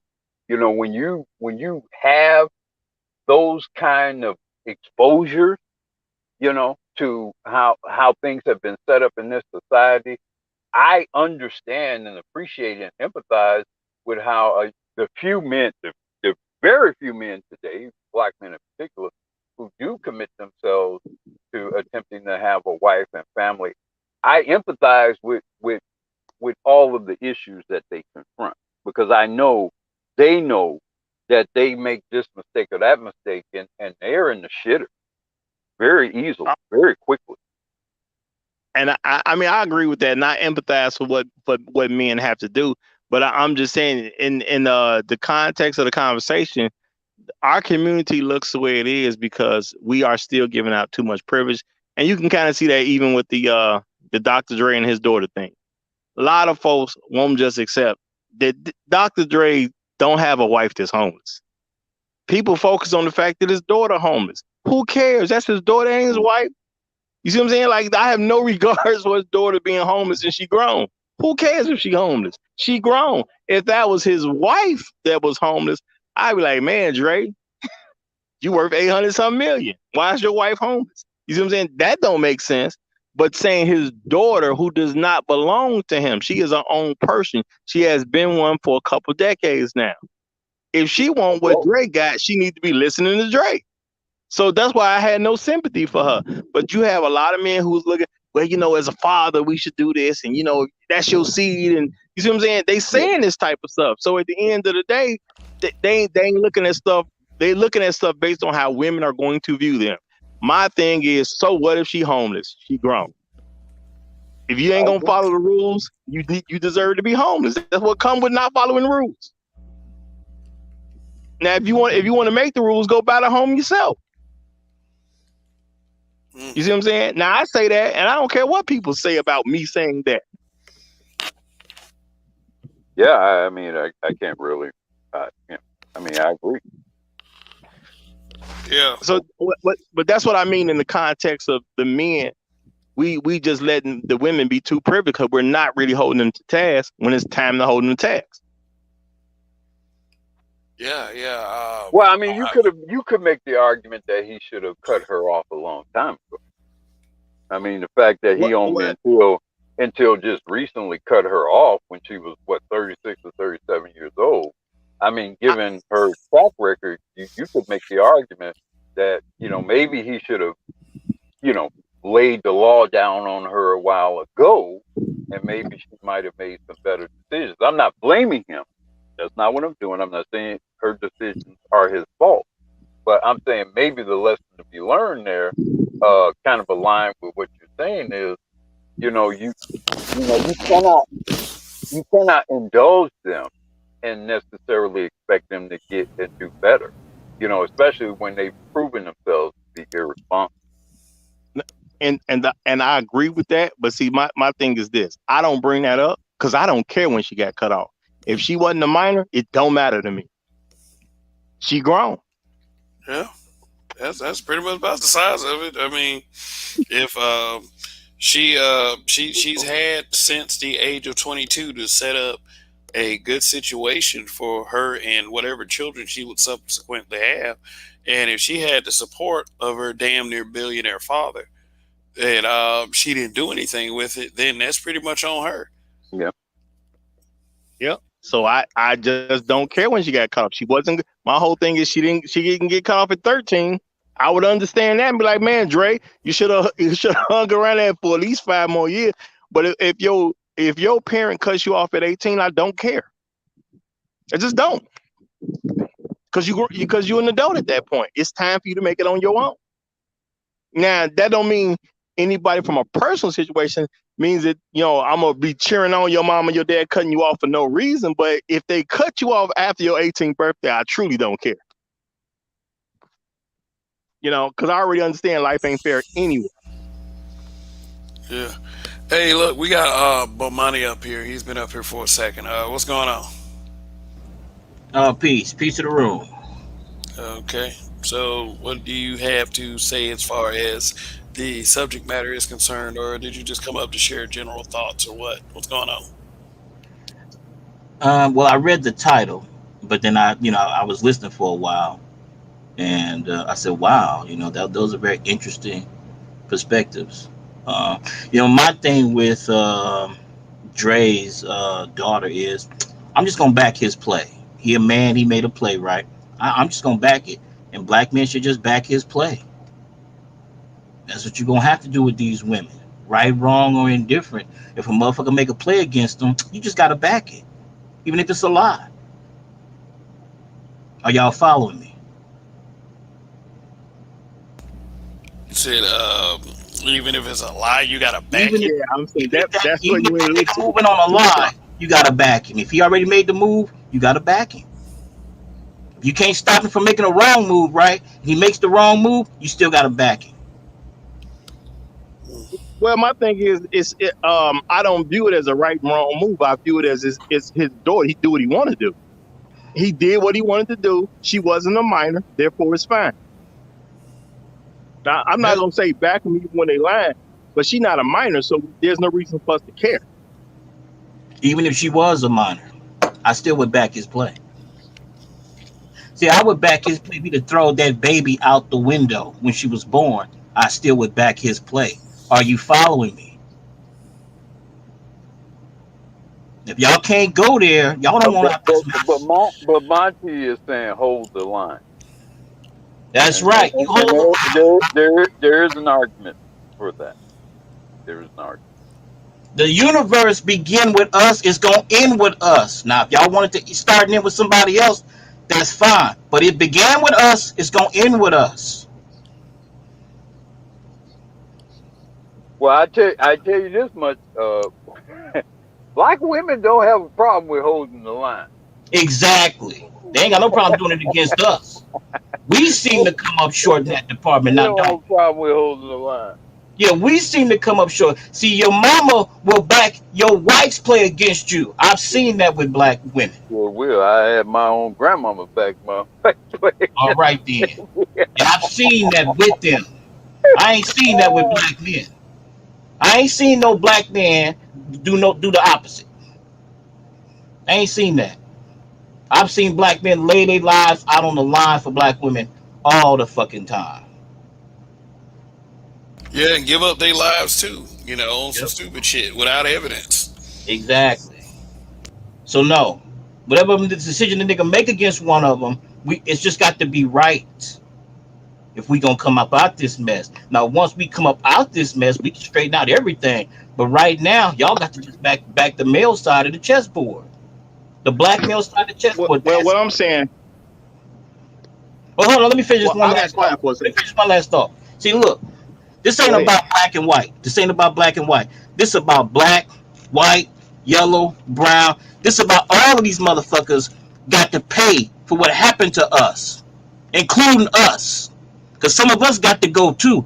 But I'm saying, eventually, that day gonna come where black men are gonna rise up and they gonna cut the heads of every last one of these motherfucking groups, including their own. We gonna curb the herd eventually.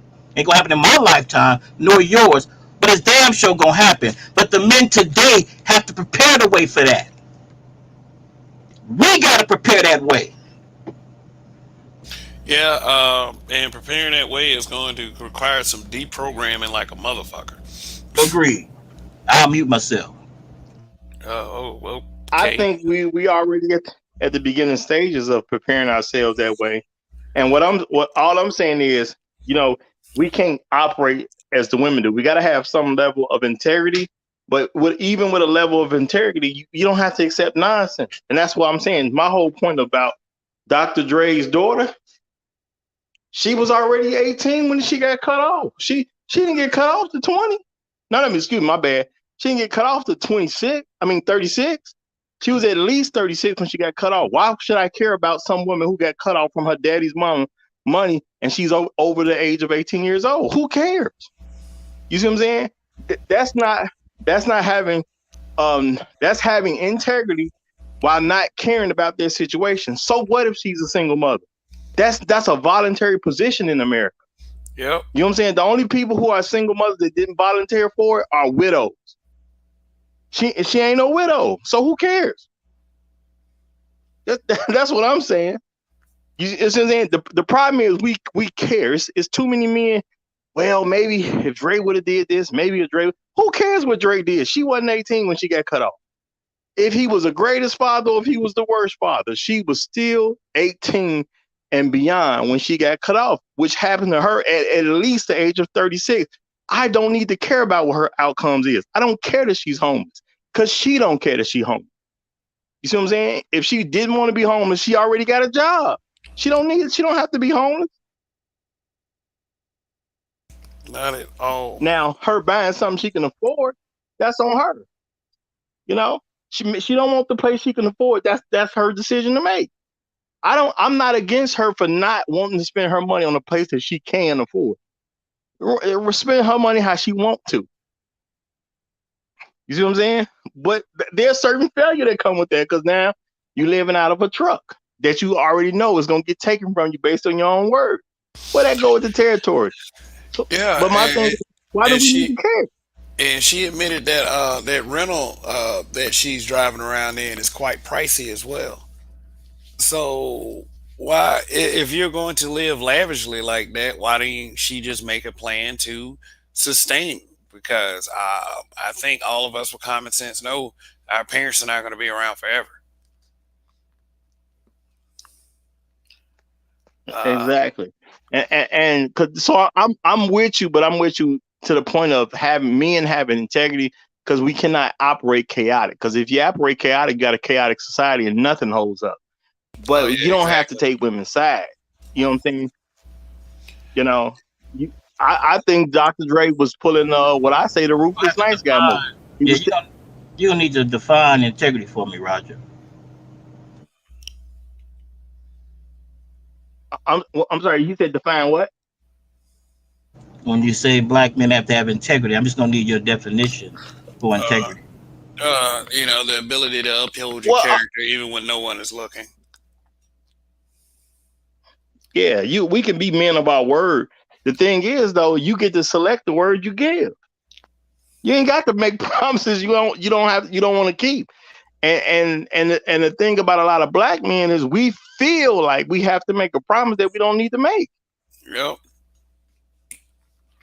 You know, so that's what I'm saying. I don't care what happened to his daughter if she got cut off at 36, because it's Dre's money, and Dre can spend his money however he want to. It's his daughter, so I understand giving charity to your own daughter. He can give charity to his own daughter as much as he want to. So anything beyond what he owed her in child support or something like that, anything beyond the 18th birthday, after all that was over with, whatever he gave was charity. He can cut off charity whenever he sees fit because it's his money. I don't care about her outcome.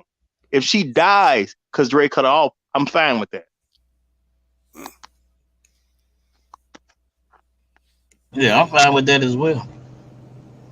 Like I said, I back this play right from the get go, no matter what it is. All right. Listen up, gentlemen. You know, when I start talking like this, what time it is. You know, thanks for stopping by. But we've been on like almost 3 hours, so let's go ahead and get some final statements in. Whoever wants to go first. I'll go. You know, one question I was going to ask, I didn't get a chance to ask. Just something to ponder. I find interesting Creflo Dollar taking on Kevin Samuels. I think that's a fundamental risky move that Dollar is making for a number of reasons. The biggest reason being that, you know, as best I can tell, Kevin knows the church. He knows the black church. You know, Kevin Samuels can probably engage Creflo Dollar in a way, with respect to the black church, in ways that I don't think Dollar and his cohort would necessarily want to have engaged. So I kind of look forward to see how, if there is any sort of dialogue in that regard, how that unfolds. It might prove to be instructive and helpful for black men who are of faith, because I think the next step in this whole evolution of black men will include the taking on the black church. Now I end it with that.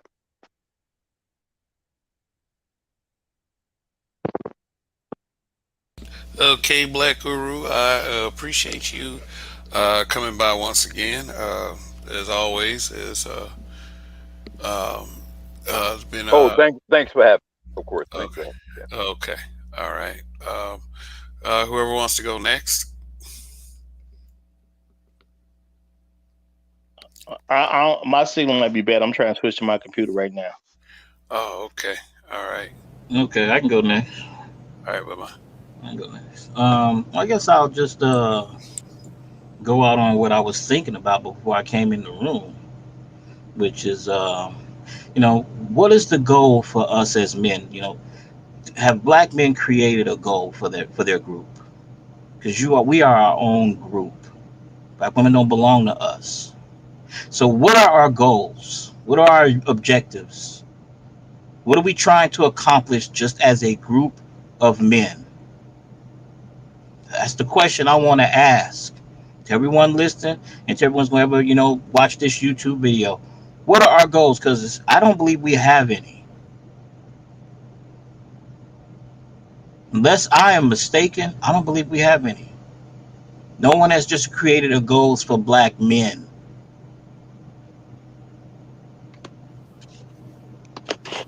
Kev, thanks for having me, my brother. Okay, and you asked a totally legitimate question there. What are our goals as black men? We should have group objectives, and we should get together and talk about that kind of thing more often. And what we're doing is we're hitting things on a social level that need to be worked on as well. So that's definitely something to think about, Lamani. And I appreciate you coming by once again. So Roger, what's going on? Okay, and I would like to say what us as far as the habitual line steppers go, we've already had some of that stuff because I've talked about some of that stuff on my channel. Kid has talked about some of that stuff, and one thing that I promote that black men take seriously, we all should be working on trying to make at least 100,000 a year, so we can have more control of America. You don't need everybody to be the ruling body of America. But if all the black men was making 100,000 a year, we could rule. We could become the ruling class, which is something we should be working on. If we don't like how America treats us as black men, we should just run it because whoever's in the right position can actually run the country. So to help us get in that position, as the individuals trying to do something for the group, we need to be making elite money, and six figures will get us to elite money. And we need to make decisions. Like I was saying earlier, stop worrying about what women think about the decisions we make. Who cares what they think? They're never going to take care of you. They're not going to sign up to take care of us until we die. That's something they've already proven. So if they're not going to do that, why should we be so focused on how they're going to respond to any decisions that we make? It's not going to have a good effect on you to be doing that for people who don't care about you like that. Now, you know what I'm saying? The only person that you may think might take care of you to the day you die, if you happen to die early, is your mama. Your mama might, but you can't even guarantee that with most people's mamas nowadays. So forget what they think. It's on us. And I'm gonna say again, Dr. Dre's daughter, I don't care what happened to her. You got cut off at 36 years old. If you too dumb to make it, I'm just gonna accept that you too dumb to make it. It is what it is. Stupidity is a choice. And when it comes to privilege, yes, you know what I'm saying, especially this pretty privilege, we got to stop giving so many women privilege simply because they're pretty. Now it ain't gonna never totally go away because an attractive woman and 5 women walk in the room and there's 100 men in there. Most guys gonna shoot at one particular female first. Some of us will go to the second best looking because we know the first one gonna get the most of the attention. But number 4 and 5, they're gonna have a hard time. So pretty privilege does exist, but life ain't fair. So what? Get over it as women. You know, nobody need to worry about you because you ain't getting no pretty privilege. You're not worried about men that you don't have what you think they should have. So why would they care that you're not receiving a certain level of pretty privilege? It doesn't make sense for us to be concerned with, in my opinion, anyway. So I'll leave it there. All right. Thank you, Roger Report. And yeah, everybody, people are pretty much dropping some gems, but with everything you shared as far as your thoughts, you had that chat going down there as well. So Roger's always a wonder to have around, and thanks once again for coming by. But of course, we're the habitual line steppers over here. Basically, what we're saying is, stop giving women shit that they already have 10 and 20 fold, and start thinking about ourselves for once, because the sentiment that Rael is sharing in the chat is correct. People are not playing fair with us. It is about time that we start getting down and dirty, because believe it or not, with us having the advantage, the race continues. I know a lot of people don't believe that it's that deep, but it really is at the end of the day. If we don't do it, no one will, and that's just it. And in as far as this privilege thing goes, is that the reason why we get so much pushback and so much disrespect from these black females is because they are fighting to maintain a privilege that we willingly handed them. And when we handed them that privilege, they got everything else along with it as far as the culture was concerned. Their victimhood and the adulation and praise for doing absolutely nothing. Like I said earlier, we reward females for reckless behavior, and we punish the men for it. So if that ain't privilege, I don't know what is. It may not be the same privilege that the ruling class receives, but it's privilege nonetheless. And it's not really a privilege when you think about it, because it's hurting us all at the end of the day.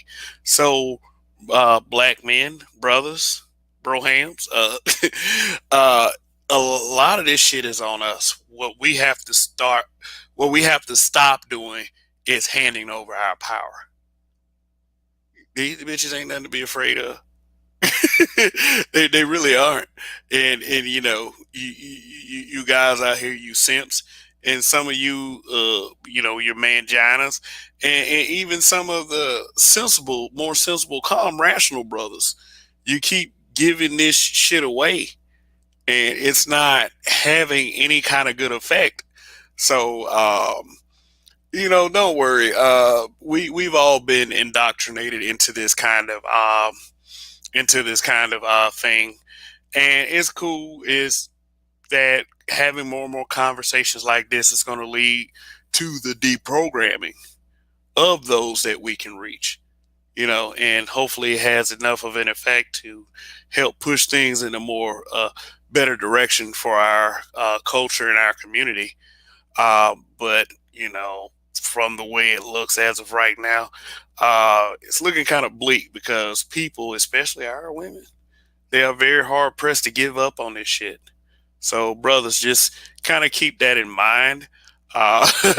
When we function from the day-to-day life, we did kind of put ourselves in this situation. So it is up to us to get us out of it. And one really good, efficient way to do that is to become that ruthless nice guy that we always talk about. So anyway, tomorrow night's show is going to be centered around the movie The Color Purple. I will be watching the movie itself to prepare for this broadcast right here, and I hope to see all of you there. This is probably going to be a very deep discussion. I'm going to tell you, with the emotional compass that I'm going into this broadcast with, is not going to be a very stable one because the mindset was really affected by some fictional bullshit, and it's unfucking believable. And I will get it into more of that in tomorrow night's broadcast. So, like I said, hopefully you will all be there. Thanks for tuning in, and thanks for the super chats that I received tonight. I really do appreciate it. And that brings another Any Given Sunday to a close. So, okay, like, share, subscribe. Long live the habitual line steppers. See y'all Monday night.